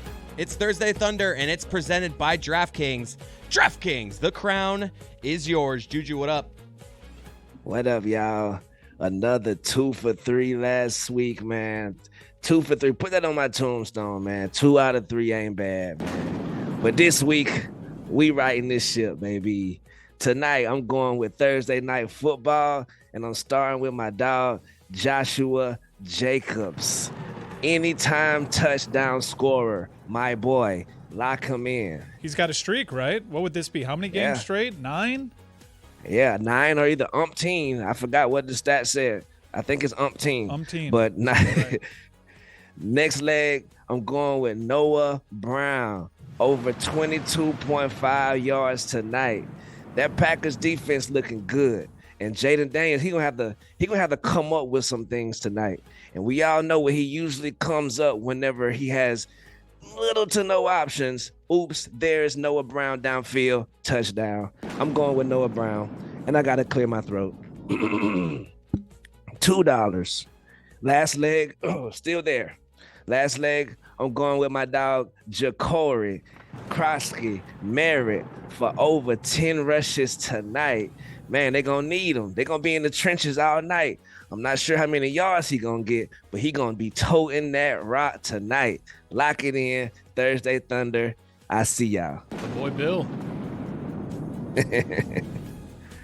Juju, tonight's the last night of the WNBA regular season, yeah? Yes, sir, man. What a crazy last couple of weeks, man. It's been for that last couple playoff spots, man. The Seattle Storm, they locked in the last spot in epic, dramatic fashion the other night against the Valkyrie, who are already locked into the playoffs. They find out their seeding tonight, you feel me, on the last game. It's going to be interesting because the Atlanta Dream could face them or the Fever. I'm rooting for Fever because the Valkyrie will punch you in the eyeball. But, yeah, man, great seasons this year. Juju, how do we sum up Paige Becker's rookie season? The Dallas Wings are probably going to finish last in the entire league. Right? It's rare. All-time great, man. I think she broke a lot of barriers. She always speaking up for the right people. She carries herself in the right way. She didn't get fined by the team. None of the shenanigans that people get into in their rookie season. All the other players from other teams seem to love her. There was no necessarily quote-unquote Caitlin Clark treatment for her this year. I think she did a great job in the rookie campaign, and she's going to continue it to the Unrivaled League, who just added 2 new teams getting money over there in Unrivaled, the Hive and the Breeze. Welcome to the Unrivaled League. Is Angel Reese in Chicago next season? You know what? She is in Chicago next season. I predict she ain't going nowhere. They're gonna do what's right over there. It's a lot of stuff that gets reported. I don't think the whole truth ever really comes out, but I know that Chicago really, really loves her, and I think they're gonna get her back. Juju, what do you make of Jane? What do you make of her suggestions for baseball? Do you want her to be commissioner? Bruh, I think Jane should be the commissioner of the United States of America. I go with me here. Whenever she was talking, she wasn't giving y'all a little bit of Greg Cody and some of the influences and the infractions on her words. I think she's a superstar. We got to put Jane on the podcast every week. Salute to Jeremy, I love you, but you need to have Miss Jane on there sometime because man, I can lock in and listen to her talk all day. How does Jeremy handle that right there, you think? Well, I think that doesn't like it. That was Juju just pitching her as a guest for Pitch Gotcha. Clock. That was not Juju being like, you're gone, Jeremy, like we said. Yeah, I actually hope Jeremy sees that interview and is like, this is a perfect guest for me to have on Pitch Clock because I think he'd be as big about Jane as anyone. All right. Right. Except for me, At she's least- already in my close friends and liking stuff. Yeah. At least the Greg Cody show featuring Greg Cody, y'all should, you know what I mean, give Miss Jane a call one of these weeks. I'm with it. Neither here nor there. Juju, we got some polls to update, I think from yesterday also, right? Yesterday we had one poll and it wasn't the greatest of polls. It was like, is cultural appropriation delicious? I went against that one. Over under when Dolphins fans will start booing this Sunday. This is big. Over 1.5 drives or under 1.5 drives. 77% of the audience says under 1.5 drives. I'm going over. I think it's over. First drive of the game. Wow. I think it's going to come in. I think it's right. More for real, the Raiders or the Chargers? 88% of the audience says the Chargers. Ooh, that was a fake out, Juju. Good team. I mean, they were Yes, the sir. playoff team last year, so What if there's 4 division? What in that division is 4 playoff teams? Dude, it would be impossible. But that's could it be It's possible? not impossible. It's Could it possible. be possible? It's possible. No, it feels impossible. But I don't know. It feels that way, but it's not But impossible. AFC North has some players. It is possible. Like the AFC North was in. But he's saying it feels impossible. It feels impossible because they play each other But it's twice not a year. actually impossible. No, mathematically possible. I'd like to use this as a reminder for everybody to check out DLS Hoops, man. We got a great episode dropped yesterday. Also, check out my boy Billy Gill this weekend, FIU in the booth. Also, check out my dog, First Class Zaz, man.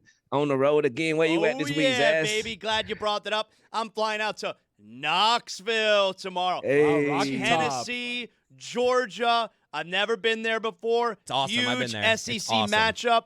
We're broadcasting on Saturday morning. Calhoun's on the river. Apparently, that's an amazing spot. Oh, the river there. Oh, my God. I was there years ago. I love that campus. So, I don't know. You got listeners or viewers. Have you ever been there? No, I have. Okay. If anyone wants to come by and see how good I look, you can come check me out. People like tailgate on the boats right on the river. It's apparently awesome. they all dock right where we're doing the show and the Airstream. So come and see me and Amber Wilson. That'd be fun.